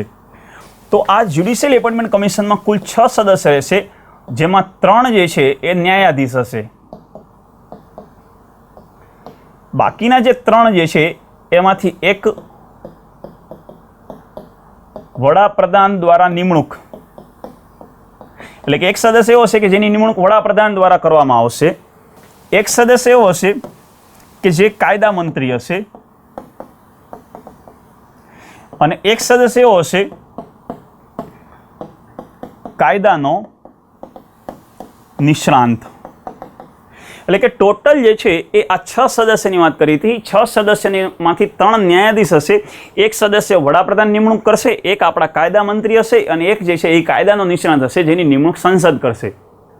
હવે આ 3 ન્યાયાધીશ તો સમય જા, પણ બાકીના જે આ 3 જે છે એ તો રાજનૈતિક પક્ષ સાથે સંકળાયેલા. જેમ કે વડાપ્રધાન નિમણૂક કરશે એ તો સામાન્ય વાત છે. જે રાજનૈતિક પક્ષના વડાપ્રધાન હશે એ વડાપ્રધાન એને જ નિમણૂક કરશે જે પોતાના પક્ષમાંથી હશે. કાયદા મંત્રી તો ક્લિયર કટ જે સત્તાધારી પક્ષ છે એના જ હશે. તો આ રીતે જે આપણા બંધારણની અંદર જે ન્યાયપાલિકાની જે સ્વતંત્રતા છે એ ન્યાયપાલિકાની સ્વતંત્રતા ભંગ થતી હતી અને ન્યાયપાલિકા સ્વતંત્ર રહેશે એ આપણા મૂળ માળખાનો વિચાર હતો. તો સુપ્રીમ કોર્ટ દ્વારા આ આખું કમિશન રદ કરી દીધું. આ કમિશન એક સંવિધાન સંશોધન દ્વારા આવ્યું હતું. મને અત્યારે પ્રોપર એનો નંબર યાદ નથી આવતો, પણ અંદાજિત જે છે એ 114મું સંવિધાન સંશોધન હતું. મને ક્લિયર યાદ નથી આવતો, નંબર યાદ નથી આવતો, પણ નેશનલ જ્યુડિશિયલ એપોઇન્ટમેન્ટ કમિશન આખું સુપ્રીમ કોર્ટે રદ કર્યું હતું. અને આ કમિશન સંસદે સંવિધાનમાં સંશોધન કરીને બનાવેલું હતું. તો હવે તમે વિચારો કે સુપ્રીમ કોર્ટ પાસે કેટલી સત્તા છે. તો સુપ્રીમ કોર્ટ આ રીતે જે છે એ સ્વતંત્ર છે, એના કાર્યમાં હસ્તક્ષેપ ના કરી શકાય. અને જો તમે હસ્તક્ષેપ કરશો અથવા તમે કોઈ કાયદો બનાવ્યો તો જ્યુડિશિયલી રિવ્યૂ કરી અને એ બંધારણનો ભંગ કરે છે તો એ કાયદો સુપ્રીમ કોર્ટ રદ કરી શકે છે. તો આ તમારું બેસ્ટ એક્ઝામ્પલ છે એનજેક કમિટીવાળું.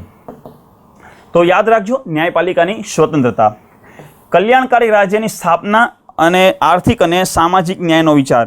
એટલે કે ભારતમાં જે છે એ કલ્યાણકારી રાજ્યની આપણે સ્થાપના કરવી છે. આપણે પોલીસ રાજ્યની સ્થાપના નથી કરવી, કલ્યાણકારી રાજ્યની સ્થાપના કરવી છે. અને કલ્યાણકારી રાજ્યની સ્થાપના માટે આપણા બંધારણની અંદર ભાગ 4ની અંદર ડીપીએસપીનો ઉલ્લેખ કર્યો છે. અને ડીપીએસપી એટલે શું? તો ડાયરેક્ટિવ પ્રિન્સિપલ સ્ટેટ પોલિસી, રાજ્યના નીતિ નિર્દેશક તત્વો. આપણે અગાઉના લેક્ચરની અંદર ભણી ગયા કયા દેશમાંથી લેવામાં આવ્યા છે, યાદ કરજો તમે. તો રાજ્યના નીતિ નિર્દેશક તત્વો અથવા રાજ્યના નીતિ નિર્દેશક સિદ્ધાંતો જે છે એ સિદ્ધાંતોનો મુખ્ય હેતુ જ જે છે એ કલ્યાણકારી રાજ્યની સ્થાપના કરવાનો છે.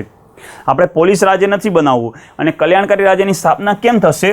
તો સામાજિક અને આર્થિક વિકાસ અને સામાજિક અને આર્થિક ન્યાયના આધારે. એટલે કે સમાજનો કોઈ પણ વર્ગ હોય, ઉચ્ચ વર્ગ હોય કે નિમ્ન વર્ગ હોય, કોઈની સાથે ભેદભાવ નહીં થાય. જ્યારે નિમ્ન વર્ગ જે છે એ નિમ્ન વર્ગ માટે તો વિશેષ જોગવાઈ કરવામાં આવશે, વધારાની જોગવાઈ કરવામાં આવશે કે આ નિમ્ન વર્ગ જે છે એ પણ સમાજની મુખ્ય ધારામાં એને તમે જોડી શકો. જ્યારે આર્થિક ન્યાયની વાત કરવામાં આવી છે કે દેશનું સંસાધન જે છે એ સંસાધનની વહેંચણી બધાય વચ્ચે સમાન થવી જોઈએ. આર્થિક અસમાનતા ના આવવી જોઈએ કે અમુક લોકો કરોડોપતિ હોય ને અમુક લોકો પાસે 2 ટાઈમ જમવાના પણ પૈસા ના હોય. તો ભારત જે છે એના બંધારણનો મુખ્ય ઉદ્દેશ્ય છે કે આપણે કલ્યાણકારી રાજ્યની સ્થાપના કરવી છે કે સમાજનો નાનામાં નાનો નીચેનો વર્ગ જે છે એ પણ બંધારણથી સંતુષ્ટ હોવો જોઈએ, ન્યાયથી સંતુષ્ટ હોવો જોઈએ, કોઈ ભેદભાવ એની સાથે ન થવો જોઈએ. અદાલતની ન્યાયિક સમીક્ષાની શક્તિ. તો જ્યુડિશિયલ રિવ્યૂ આના પહેલાંય ચર્ચા કરી, અગાઉના લેક્ચરની અંદર પણ મેં ચર્ચા કરી. કયા દેશમાંથી લેવામાં આવી છે? તો જ્યુડિશિયલ રિવ્યૂ જે છે એ પ્રક્રિયા આપણે અમેરિકામાંથી લેવામાં આવી છે. અને ન્યાયિક સમીક્ષાનો મતલબ તો હમણાં જ મેં તમને સમજાવ્યો, જે એનજેક કેન્સલ કર્યું એ ન્યાયિક સમીક્ષા અંતર્ગત જ આવે. એટલે કે સંસદ જ્યારે કોઈ પણ કાયદો બનાવે ત્યારે સુપ્રીમ કોર્ટ પાસે એક કાયદો જે છે એના ઉપર વિચાર કરવાની સત્તા છે. અને આ જે છે એ તમારો 2017 યુપીએસસી પીટીનો આ પ્રશ્ન છે કે ન્યાયિક સમીક્ષા શું છે? તો સંસદના કાયદા ઉપર સુપ્રીમ કોર્ટ વિચાર કરશે અને જો કાયદો બંધારણના વિરુદ્ધ છે તો એ કાયદો જે છે એને રદ કરી શકે. આને કહેવામાં આવે છે જ્યુડિશિયલ રિવ્યૂ. તો આ ન્યાયિક સમીક્ષાનો અધિકાર જે છે એ પણ મૂળ માળખાની અંતર્ગત આવે છે. અને આને મૂળ માળખામાં શું કામ રાખ્યું? જો આ મૂળ માળખું ના હોય તો સંસદ ન્યાયિક સમીક્ષાનો અધિકાર જ કેન્સલ કરી નાખે. અને સંસદ જો ન્યાયિક સમીક્ષાનો અધિકાર જ કેન્સલ કરે તો સુપ્રીમ કોર્ટ પાસે જે છે એ સંસદના કોઈ પણ ચુકાદા, કોઈ પણ કાયદાને રિવ્યૂ કરવાની સત્તા જ ના હોય. જેમ કે ઘણા કાયદા હશે કે સંસદે બનાવ્યા પછી સુપ્રીમ કોર્ટ રિવ્યૂ કરે છે. યાદ કરો તમે, જેમ કે સંસદે ટ્રિપલ તલાક બનાવ્યો, સુપ્રીમ કોર્ટે કર્યો રિવ્યૂ કે ટ્રિપલ તલાક શું છે, બરાબર છે કે નહીં. પછી સંસદ દ્વારા જે આપણે કેરળની અંદર મંદિરમાં પ્રવેશ કરવાની વાત હતી, તો એ કેરળમાં મંદિરમાં પ્રવેશની વાત હતી તો એના માટે કાયદો બનાવ્યો તો સુપ્રીમ કોર્ટ જે છે એણે રિવ્યૂ કરી દીધો. સબરીમાલા મંદિરવાળો, તો આ રીતે સુપ્રીમ કોર્ટ પાસે સત્તા છે કે સુપ્રીમ કોર્ટ સંસદના કાયદાને રિવ્યૂ કરી શકે અને કાયદો ખોટો હોય તો એને ભંગ કરી શકે. તો આ રીતે જો સંસદ આ ન્યાયિક સમીક્ષાનો અધિકાર જ કેન્સલ કરી નાખે તો સુપ્રીમ કોર્ટ રિવ્યૂ જ ન કરી શકે. માટે આ ન્યાયિક સમીક્ષા જે છે એને આપણે કેમાં સમાવેશ કર્યો? તો એને મૂળ માળખામાં જ સમાવેશ કરી દીધો કે આ મૂળ માળખું છે, સંસદ આમાં પરિવર્તન ના કરી શકે. તો યાદ રાખજો ન્યાયિક સમીક્ષા શું હતી. એના પછી દરેક નાગરિકની ન્યાય સુધી અસરકારક પહોંચ, એટલે કે ભારતનો દરેક વ્યક્તિ જે છે એ ન્યાય સુધી પહોંચતો હોવો જોઈએ. અને એના માટે તમને ખ્યાલ હશે કે બંધારણની અંદર એવી પણ જોગવાઈ છે કે ગરીબ વ્યક્તિ હોય તેના માટે સરકારી વકીલની પણ નિમણૂક કરવામાં આવતી હોય છે, કે સરકાર તરફથી જે છે એ પીપી કહેવામાં આવતું હોય છે. તો સરકાર જે છે એ વ્યક્તિનો કેસ લડશે. જે વ્યક્તિ ગરીબ છે, એની પાસે પૈસા નથી અથવા એને કોઈ ન્યાય દેવડાવવાળું નથી, તો સરકાર પોતાના પૈસે જે છે એ વકીલની નિમણૂક કરશે અને એના દ્વારા જે છે એને ન્યાય આપવાના પ્રયત્નો કરશે. એટલે કે બધા વ્યક્તિ જે છે એની ન્યાય સુધી પહોંચ હોવી જોઈએ. કોઈ પણ વ્યક્તિ પોલીસ સ્ટેશનમાં જઈ શકે છે, ન્યાયપાલિકામાં પોતાના કોઈ પણ બાબતે કાયદા માટે જે છે જઈ શકે છે. એના બાબતે એને કોઈ પણ ભેદભાવ કરવામાં નથી આવ્યો. જોયું મિત્રો, અનુભવી ફેકલ્ટીઝના માર્ગદર્શનથી આ વિષયોને આપણે કેટલા સરળતાથી સમજી શકીએ છીએ. એટલા જ માટે જીપીએસસી ક્લાસ 1, ક્લાસ 2 અને ક્લાસ 3ની તૈયારી માટે લિબર્ટી કેરિયર એકેડમીએ લોન્ચ કરેલી છે લાઈવ બેચ. આ લાઈવ બેચ અંતર્ગત એવા કુલ 12 વિષયો જે જીપીએસસી ક્લાસ 1, 2, ડીવાયએસઓ અને આરએફઓની એક્ઝામિનેશન માટે ઉપયોગી બની રહે એ વિષયો તમને ભણાવવામાં આવશે. આ 12 વિષયો પૈકી અલગ અલગ વિષયો માટેનું જરૂરી પડતું હોય એવું 250 કલાકના લાઈવ લેક્ચર્સ, તે ઉપરાંત ઓનલાઈન ટેસ્ટ, યુનિટ ટેસ્ટ અને કુલ એવી 60 મોક ટેસ્ટનો સમાવેશ આ કોર્સની અંદર આપણને મળી શકાય છે. અને એની વેલિડિટી 1 વર્ષની રહેશે. આ કોર્સની અંદર જોડાતા 31મી ડિસેમ્બર સુધીના તમામ વિદ્યાર્થીઓને 16 પુસ્તકો ફ્રીમાં આપવામાં આવશે. આ પુસ્તકો ખાસ કરીને આપણી પરીક્ષાને ધ્યાનમાં રાખતા અલગ અલગ વિષયો માટે તૈયાર કરવામાં આવ્યા છે અને ખાસ કરીને કરંટ અફેર્સના કુલ એવા નવા 6 મહિનાના અંક પણ તમને આની અંદર મેળવી શકાય છે. 31મી ડિસેમ્બર સુધી અગર આપણા કોર્સની અંદર જોડાવો છો તેમાં તમને 3500નો વિશેષ લાભ મેળવી શકાય છે. એટલે ખાસ આ તકને ચૂકશો નહીં. આ કોર્સને જોડાવા માટે તમારે લિબર્ટીની એન્ડ્રોઈડ એપ્લિકેશન ડાઉનલોડ કરવાની છે, જે પ્લે સ્ટોરમાંથી તમે ડાઉનલોડ કરી શકો છો. તે અંતર્ગત અગર તમને કંઈ મૂંઝવણ હોય તો તમે સ્ક્રીન ઉપર દેખાડેલા આ 2 હેલ્પલાઇન નંબર ઉપર સંપર્ક સાધી શકો છો. નથી આવ્યો. મૂળ અધિકારો અને નીતિ નિર્દેશક તત્વો વચ્ચે સંતુલન, એટલે કે આપણા જે બંધારણની અંદર મૂળ અધિકારો છે અને રાજ્યના નીતિ નિર્દેશક સિદ્ધાંતો જે છે એ બંને વચ્ચે સંતુલન હોવું જોઈએ. બંને એકબીજાને ક્રોસ ના થવા જોઈએ. એ પણ આપણા મૂળ માળખાની અંતર્ગત છે. સ્વતંત્ર અને નિષ્પક્ષ ચૂંટણી, આ મેઇન વસ્તુ છે. લોકતંત્રની અંદર જો ચૂંટણી જો સ્વતંત્ર રીતે ના કરી શકાતી હોય, ચૂંટણી જો નિષ્પક્ષ રીતે ના કરી શકાતી હોય તો એ લોકતંત્ર સાચું લોકતંત્ર ના ગણી શકાય. જ્યારે ભારતની અંદર ચૂંટણીઓ શરૂઆતમાં તમે જુઓ ને તો 1951માં પહેલી ચૂંટણી થઈ આપણે લોકસભા અને રાજ્યસભા અને વિધાનસભાની, ત્યાંથી બધી 1951-52થી ચાલુ થઈ. ત્યાંથી લઈ 1972-73 સુધી, એટલે કે અંદાજિત 20 વર્ષ સુધી જે છે એ બધું બરાબર ચાલ્યું. શરૂઆતમાં 20 થી 25 વર્ષ સુધી જે છે એ બરાબર ચાલ્યું કે ચૂંટણીની અંદર કોઈ ધાંધલી ધમાલ ના થતી. સામાન્ય રીતે જે નેતાઓ જે ચૂંટાઈને આવતા એ ખરેખર જે છે સમાજના હિત માટે કામ કરે એવા નેતાઓ હતા. 1980નો એવો દશક આવ્યો કે ચૂંટણીની અંદર જે છે એ નિષ્પક્ષતા અને સ્વતંત્રતા જે છે એ ક્યાંક ને ક્યાંક સમાપ્ત થતી થઈ ગઈ. જેમ કે હજી પણ ઘણા મૂવીની અંદર તમે જૂના પિક્ચરમાં જોશો તો તમને એ જોવા મળતું હશે કે ચૂંટણીના બૂથ જે છે એ લૂંટી લેવામાં આવતા હોય છે, ખોટું મતદાન કરવામાં આવતું હોય છે, ચૂંટણીનો જે ઉમેદવાર હોય એને ડરાવવામાં આવતો હોય, ધમકાવવામાં આવતું હોય, પછી અસામાજિક તત્વો દ્વારા જે છે એ દંગા કરવામાં આવતા હોય, હિન્દુ મુસ્લિમ વચ્ચે લડાવવામાં આવતા હોય છે. તો ચૂંટણી સમયે જે છે એ ઘણી વખત આપણા દેશની અંદર દંગા થયેલા છે. એમાં પણ મેઇનલી તમે બિહાર, યુપી, ઝારખંડ, છત્તીસગઢ એ બધા પ્રદેશમાં જુઓ તો ચૂંટણીની અંદર આ વસ્તુ બહુ થતી કે ત્યાંના જે દબંગ નેતાઓ જે હતા એ દબંગ નેતાઓ ચૂંટણી જીતવા માટે સામ, દાન, દંડ, ભેદ બધી વસ્તુ અપનાવી લેતા. દબંગ એટલે કોણ? તો જે માથાભારે ગુંડા ટાઈપના નેતાઓ. તો હવે ચૂંટણી જો એ પ્રકારના ગુંડાઓ જીતીને આવશે, એટલે કે જે કાયદાનો ભંગ કરે છે એ જ કાયદા બનાવશે તો કેવો કાયદો બને? માટે મૂળ માળખાની અંદર કે આપણું સ્વતંત્ર ચૂંટણી હોવી જોઈએ. એટલે કે જે ચૂંટણી પંચ જે છે એ સ્વતંત્ર કામ કરશે. અને જ્યારે પણ કોઈ પણ ચૂંટણીની અંદર ધાંધલી ધમાલી હશે, કોઈ ગેરકાયદેસરતા જોવા મળશે તો એ ચૂંટણી રદ કરવાની સત્તા પણ ચૂંટણી પંચ પાસે છે. જેમ કે ચૂંટણી પંચને ધ્યાનમાં આવ્યું કે આ વ્યક્તિ, આ નેતા જે ચૂંટાઈને આવ્યો છે એ ચૂંટણીમાં એને ડમી મતદાન કરાવ્યું છે, અહીંયા મતદારોને ધમકાવવામાં આવ્યા હોય ઘરે ઘરે જઈને કે ભાઈ કાલે તમારે આને મત આપવાનો છે, નહીં આપો તો તમને આમ નુકસાન પહોંચાડીશું ને આ રીતે નુકસાન પહોંચાડીશું. અને જો આ ઘટનાઓ ચૂંટણી પંચ સમક્ષ આવે છે તો ચૂંટણી પંચ એ વ્યક્તિની ચૂંટણી રદ પણ કરી શકે છે. માટે જ આપણે જે ઈવીએમ લઈ આવ્યા છીએ તો એ ઈવીએમ લેવા પાછળનો એક આ ફાયદો પણ છે કે હવે ઈવીએમની અંદર જે છે એ ક્યારેય બૂથ કેપ્ચરિંગ નથી થતું. નકા તો કેવું થાય કે આખું જે બૂથ હોય ચૂંટણીનું તો એ જ દબંગ નેતા જે છે એ 5-25 જે ગુંડાઓને મોકલી બંદૂકવાળાને બૂથ કેપ્ચર કરી લે. જનતા બહાર ઊભી હોય અને એના નેતાઓના જે માણસો હોય અંદર જઈ અને બૂથની ઉપર પોતાના જે નેતા જે છે એના સામે સિક્કો મારી અને સીધા બૂથની અંદર મતદાન કરી દેતા હોય છે. એને કહેવાય બૂથ કેપ્ચરિંગ. તો હવે બૂથ કેપ્ચરિંગ થતું જ નથી કારણ કે હવે તો ઈવીએમ આવી ગયું એટલે ઈવીએમની અંદર કોઈ ધાંધલી ધમાલી જે છે એ શક્ય નથી. તો આ સ્વતંત્ર ચૂંટણી થાય તો જ લોકતંત્રને બચાવી શકાય. એટલે કે આગળ જતાં જે છે એ ચૂંટણીઓ જે છે એ સ્વતંત્ર જ હોવી જોઈએ. અને જો સ્વતંત્ર ચૂંટણી નહીં થાય એટલે કદાચ એવું બને કે ચૂંટણી પંચ જે છે એણે એ ઉમેદવારને રદ ના કર્યો તો સુપ્રીમ કોર્ટ રદ કરશે. તો આ રીતે આપણા મૂળ માળખાની અંદર સ્વતંત્ર અને નિષ્પક્ષ ચૂંટણીની વાત કરી છે. અને કાયદાનું શાસન હોવું જોઈએ, કોઈ વ્યક્તિગત શાસન ના હોવું જોઈએ. અને તમને યાદ હોય તો કાયદાનું શાસન આપણે તો જાપાનમાંથી કાયદા દ્વારા સ્થાપિત એ રીતે આપણે બંધારણની અંદર જોયું હતું અને બ્રિટનની અંદર જોયું હતું કે કાયદાનું શાસન, કાયદા પ્રમાણે શાસન ચાલે. જે કાયદો હોય એ અને કાયદો બધા માટે સમાન હોય છે. જેમ કે સંસદે, જેમ કે અત્યારે કોરોનાના સમય છે તો કોરોનાના સમયે જ્યારે લોકડાઉન હતું તો સરકારે કાયદો બનાવ્યો હતો કે ભાઈ 10 વાગે કર્ફ્યુ, તો 10 વાગ્યા પછી બહાર નહીં નીકળવાનું. તો પછી એ બધાય માટે હોય. પછી એમાં એવું ના હોય કે તમારે મારે સામાન્ય વ્યક્તિને ઘરમાં બેસવાનું ને નેતાના પુત્રો ફરી શકે અથવા બીજા લોકો ફરી શકે. કાયદો જે છે એ બધા માટે સમાન હોવો જોઈએ અને કાયદાનું શાસન હોવું જોઈએ. કાયદો બધા માટે એક સરખો લાગુ પડશે.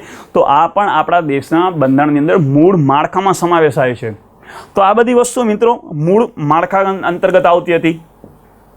એના પછી આવે છે સમાનતાનો સિદ્ધાંત. સમાનતાના સિદ્ધાંત અંતર્ગત બધું આવે. પછી કાયદા સમક્ષ સમાનતા હોવી જોઈએ, પછી તકની સમાનતા હોવી જોઈએ. તો આ સિદ્ધાંત જે છે સમાનતાનો એ પણ આપણા મૂળ માળખામાં આવે છે. ભારતની રાજ્ય વ્યવસ્થાની સંપ્રભુ લોકતાંત્રિક અને પ્રજાસત્તાક પ્રકૃતિ, એટલે કે આપણો દેશ જે છે એ સંપ્રભુ દેશ છે. સંપ્રભુતા આવો શબ્દ ઘણી વખત તમે સાંભળતા હોવ છો કે દેશની સંપ્રભુતા.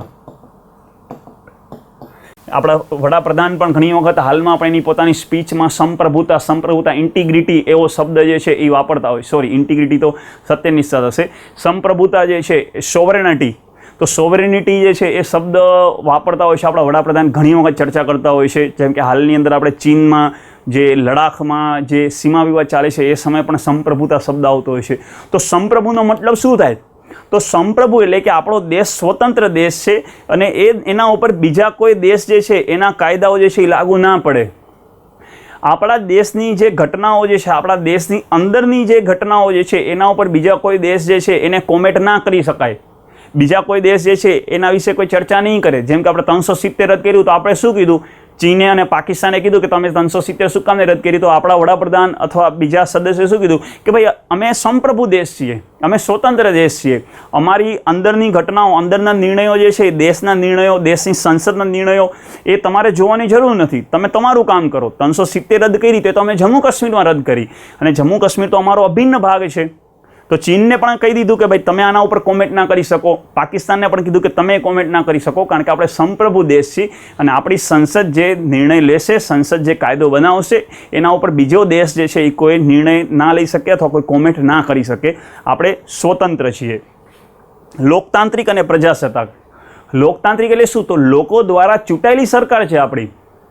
લોકો જે છે એ ખરેખર સાચી સત્તા જે છે લોકોના હાથમાં છે. લોકો જે સરકારને ચૂંટે છે એ સરકાર લોકોના જે ઉમ્મીદ હતી, લોકોની જે આશા હતી એ આશા મુજબ કામ નહીં કરે તો લોકો નવા વર્ષે જે છે એ સરકારને નહીં ચૂંટે. જેમ કે 2014 પહેલાં જે છે એ કોંગ્રેસની સરકાર હતી. લોકોની અપેક્ષા પ્રમાણે કામ ના કર્યું તો લોકો જે છે એને બીજેપીને મત આપ્યા. ભવિષ્યમાં એવું બનશે કે જો બીજેપી પણ લોકોના ઉમેદ મુજબ કામ નહીં કરે તો ભવિષ્યમાં ફરીથી સત્તા પરિવર્તન થશે. તો સાચી સત્તા જે છે એ લોકોના હાથમાં છે. એને કહેવાય લોકતંત્રના સિદ્ધાંતો. અને પ્રજાસત્તાક એટલે સેમ જ થાય કે સાચી સત્તા જે છે એ પ્રજા જે છે એ સાચું શાસન પ્રજા દ્વારા ચલાવવામાં આવે છે. પ્રજા ગમે તે સમયે જે છે એ સત્તામાં પરિવર્તન કરાવી શકે છે જો એના આશા મુજબ સરકાર શાસન ન ચલાવે તો. બંધારણમાં સુધારો કરવાની સંસદની મર્યાદા શક્તિ. જેમ કે સંસદ પાસે સત્તા છે કે સંસદ બંધારણની અંદર સુધારો અથવા પરિવર્તન કરી શકે, પણ એક મર્યાદા છે સંસદ પાસેથી. કારણ કે સુધારો કરવા માટે ટોટલ જે છે એ 3 પ્રક્રિયા. સંસદ જે છે એ સંવિધાનમાં સુધારો 3 રીતે કરે. એક તો સામાન્ય બહુમત. આપણે આ બધા પોઈન્ટ પણ આગળ સમજશું કે સામાન્ય બહુમત એટલે શું. સંવિધાનમાં સંશોધન આખો પોઈન્ટ જ આવશે, પણ હાલમાં આ પોઈન્ટ સમજવા માટે આટલું સમજો. સામાન્ય બહુમત, વિશેષ બહુમત, ત્રીજું વિશેષ બહુમત પ્લસ 50% વધારે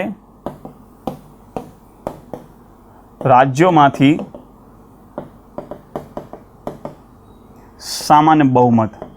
સંવિધાનમાં સંશોધન આ 3 રીતે થાય. એક સામાન્ય બહુમતના આધારે થાય, એક વિશેષ બહુમતના આધારે થાય, અને ત્રીજું કે સંસદ વિશેષ બહુમત અને રાજ્ય 50%થી વધારે એટલે કે અડધાથી વધારે રાજ્યમાંથી પણ એને મંજૂરી જોઈએ. તો આ 3 રીતે સંવિધાન જે છે એમાં સંશોધન કરી શકાય. તો આ સંવિધાનમાં સંશોધન કરવાની જે સંસદની સત્તા છે, સંસદ પાસે જે પ્રક્રિયા જે છે એ પ્રક્રિયા જે છે એ પણ મૂળ માળખાનો ભાગ છે. એટલે કે આગળ જતાં સંસદ જે છે એમ ના કહી શકે કે અમારે આ પ્રક્રિયા રદ કરવી છે અથવા અમારે આ પ્રક્રિયા રદ કરવી છે, અમે ખાલી સામાન્ય બહુમત દ્વારા જે છે એ સંવિધાનમાં સંશોધન કરશું. એ શક્ય નથી, કારણ કે આપણે મૂળ માળખા અંતર્ગત જે છે એનો આપણે ઉલ્લેખ કરી દીધો છે. અનુચ્છેદ 32, 136, 141, 142 હેઠળ સર્વોચ્ચ ન્યાયાલયની પ્રાપ્ત સત્તાઓ. તો આ સત્તાઓ અનુચ્છેદ વાઇઝ છે. કઈ રીતે છે? તો જો અનુચ્છેદ 32ની અંદર રીટનો અધિકાર આપ્યો છે. તમને યાદ હોય તો આપણે રીટની કાલે ચર્ચા કરી હતી કે રીટની પ્રક્રિયા કયા દેશમાંથી? તો બ્રિટનમાંથી. તો હાલમાં બંધારણની અંદર જે છે એ 5 રીટોનો ઉલ્લેખ કરવામાં આવ્યો છે અને આ 5 રીટો જે છે આપણા મૂળ અધિકારમાં આવે છે. તો સુપ્રીમ કોર્ટ અને હાઈકોર્ટ જે છે એ રીટ બહાર પાડી શકે. તો આ રીટ બહાર પાડવાની સત્તા જે છે એ મૂળ માળખાંતર્ગત આવે છે. સંસદ ભવિષ્યમાં એમ ના કહી શકે કે ભાઈ અમે રીટની સત્તા જે છે એ રદ કરીએ છીએ અથવા સુપ્રીમ કોર્ટ પાસેથી રીટની સત્તા પાછી લઈ છીએ, એ ના લઈ શકે. સુપ્રીમ કોર્ટમાં અપીલનો અધિકાર. અનુચ્છેદ 136માં છે કે સુપ્રીમ કોર્ટમાં અપીલ કરી શકે છે. જેમ કે તમે હાઈકોર્ટમાં ગયા અને હાઈકોર્ટના ચુકાદાથી તમે સંતુષ્ટ નથી તો તમે સુપ્રીમમાં જાઓ અથવા તમે ડાયરેક્ટ સુપ્રીમ કોર્ટમાં પણ જઈ શકો છો. તો સંસદ કોઈ પણ વ્યક્તિને ડાયરેક્ટ સુપ્રીમ કોર્ટમાં જતા અટકાવશે નહીં, કારણ કે સુપ્રીમ કોર્ટમાં અપીલ કરવી એ પણ આપણા બંધારણના મૂળ માળખામાં આવે છે. 141 સુપ્રીમ કોર્ટના નિર્ણય સંપૂર્ણ દેશમાં બધી જ અદાલતો પર લાગુ થશે. જેમ કે સુપ્રીમ કોર્ટે કોઈ પણ નિર્ણય આપ્યો છે તો એ આખા દેશ ઉપર લાગુ થાય. દેશનો કોઈ પણ ભાગ એમ ના કહી શકે કે અમે આ નિર્ણય માનવા તૈયાર નથી. જેમ કે હાલમાં ટ્રિપલ તલાકને ગેરકાયદેસર ગણ્યું, તો હવે આખા ભારતની અંદર ટ્રિપલ તલાક ગેરકાયદેસર ગણવામાં આવશે. પછી જમ્મુ કાશ્મીર એમ ના કહે કે અમે આ નિર્ણય નહીં માની, કેરળ એમ ના કહી શકે અમે આ નિર્ણય નહીં માની. બધા લોકોને નિર્ણય માનવો જરૂરી છે અને બધી જ અદાલતો જે છે એને પણ નિર્ણય માનવો જરૂરી છે. તો આ જે છે એ અનુચ્છેદ 141 મુજબ મૂળ માળખા અંતર્ગત આવે છે. અનુચ્છેદ 142 મુજબ સુપ્રીમ કોર્ટના તપાસ સંબંધિત આદેશોના અમલની બાબતો. એટલે કે સુપ્રીમ કોર્ટ કોઈ પણ બાબતે તપાસના આદેશો આપે છે તો એ આદેશોનું અમલ કરવું જરૂરી છે. જેમ કે હાલની અંદર તમે જુઓ તો જે સુશાંતસિંહ રાજપૂતનો જે આત્મહત્યા કેસ હતો તો સરકારે કીધું કે સીબીઆઈને સોંપો. જ્યારે મહારાષ્ટ્ર સરકાર કહેતી હતી કે સીબીઆઈને સોંપવાની જરૂર નથી, કેસ સુપ્રીમ કોર્ટમાં ગયો અને સુપ્રીમ કોર્ટે શું આદેશ આપ્યો કે આ સુશાંતસિંહ રાજપૂતનો કેસની આત્મહત્યાનો કેસ જે છે તમે સીબીઆઈને સોંપી દો અને સીબીઆઈને કહી દીધું તમે તપાસ કરો. તો સુપ્રીમ કોર્ટે કહી દીધું એટલે પતી ગયું. હવે કેન્દ્ર સરકાર કે રાજ્ય સરકાર એનો વિરોધ ના કરી શકે. એટલે કે સુપ્રીમ કોર્ટના જે આદેશો જે છે એનો અમલ કરવો જરૂરી છે. તો આ પણ સુપ્રીમ કોર્ટના આ પણ આપણા બંધારણના મૂળ માળખા અંતર્ગત આવે છે. તો હવે તમે સમજ્યા કે મૂળ માળખું એટલે શું થાય. તો મૂળ માળખું એટલે કે બંધારણનો જે મેન આપણો જે વિચાર હતો એ આખો વિચાર જે છે એ ઉદ્દેશ્ય જે છે એ ઉદ્દેશ્ય જળવાઈ રહે માટે મૂળ માળખું આપણે બંધારણની અંદર જે છે એ લઈ આવવું જરૂરી હતું. હા, બંધારણની અંદર ક્યાંય ઉલ્લેખ નથી. એ કોણ નક્કી કરે છે? તો સુપ્રીમ કોર્ટ નક્કી કરે છે. અને ક્યારે? તો સમયાંતરે.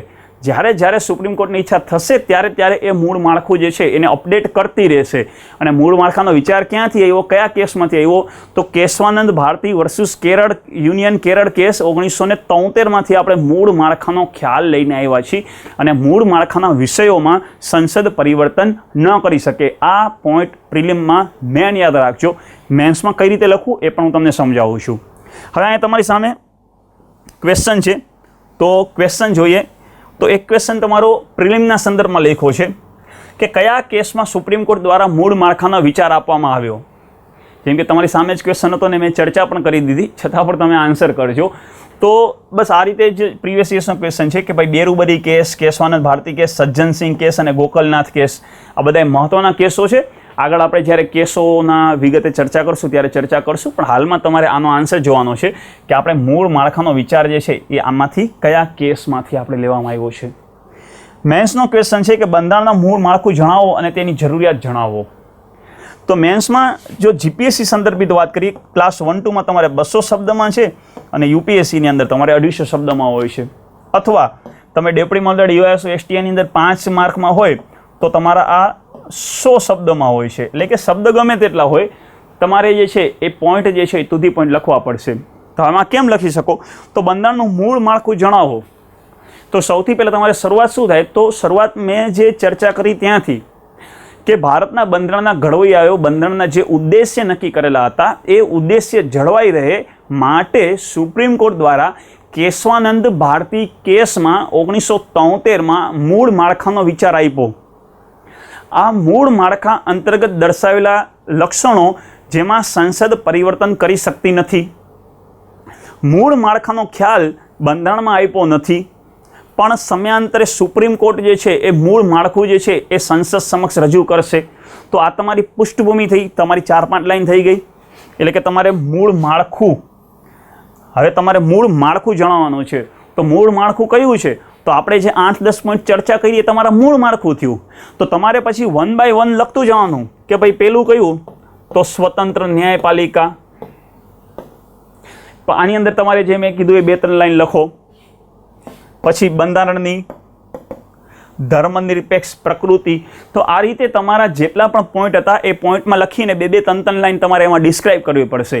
અને છેલ્લે તમારે આના ઉપર ચર્ચા કરવી પડશે, કારણ કે આ ક્વેશ્ચન જે છે એમાં 2 ભાગ છે. પહેલાં તો તમારે મૂળ માળખું જણાવવાનું છે અને પછી તેની જરૂરિયાત, મૂળ માળખાની જરૂરિયાત શું કામે પડી, તો એના વિશે આપણે ઘણી ચર્ચા કરી કે લોકતંત્ર દેશ જે છે એની પ્રકૃતિ જાળવવા માટે મૂળ માળખું જરૂરી છે. કોઈ પણ રાજનૈતિક પક્ષ પોતાના વિચાર મુજબ શાસન ન ચલાવે તેના માટે મૂળ માળખું જરૂરી છે. તો આ રીતે તમારા 6-7 પોઈન્ટ જે છે આની અંદર પણ તમારે લખવા પડે. ને જેટલું લખવાનું છે એ બધી વસ્તુ જે છે એ મેં તમારી સામે આખા લેક્ચરમાં 1-1.25 કલાકમાં ચર્ચા કરી છે. માટે તમે પ્રેક્ટિસ કરજો. અને હું પહેલેથી જ કહેતો આવ્યો છું, પ્રેક્ટિસ નહીં કરો તો નહીં આવડે. પ્રેક્ટિસ કરો, જેવું લખાય એવું લખો. આજે લખશો, કાલે લખશો, ત્રીજે દી લખશો, ચોથે દી લખશો. એક ટાઈમ એવો આવશે કે તમે ખુદ ફીલ કરશો કે આના પહેલાંના ક્વેશ્ચન જે હું લખતો અને હવે લખું છું એમાં ઘણો ફરક છે. તો મિત્રો આજે આપણે અહીંયા સુધી જ રાખીએ. તો આ ક્વેશ્ચન, આ ટોપિક જે છે એ તમારો પ્રિલિમ, મેન્સ અને ઇન્ટરવ્યૂની અંદર પણ પ્રશ્ન બની શકે. ઇન્ટરવ્યૂની અંદર પ્રશ્ન શું કામને પૂછે? તો ઇન્ટરવ્યૂની અંદર પ્રશ્ન પૂછવાનું કારણ જે છે એ અત્યારે કરંટની ઘટનાઓ, જેમ કે હાલની અંદર જે છે એ સિટીઝન એમેન્ડમેન્ટ એક્ટ, જે CAA, જે નાગરિકતા અધિનિયમ બનાવવામાં આવ્યો છે, તો એવો પ્રશ્ન બની જાય. તો તમારે મૂળ માળખા અંતર્ગત તમારે એને સમજાવવો પડે. તો આ રીતે તમારા ઇન્ટરવ્યૂની અંદર પણ મૂળ માળખું જે છે એ પૂછાતું હોય છે. જીપીએસસી, યુપીએસસી મેન્સના, GSના પેપરમાં, એસએમાં પણ તમારે આનો ઉલ્લેખ કરવો જરૂરી બનતો હોય છે. તો આજે આપણે અહીંયા સુધી રાખી. ફરીથી મળશું નવા લેક્ચર સાથે. ધન્યવાદ.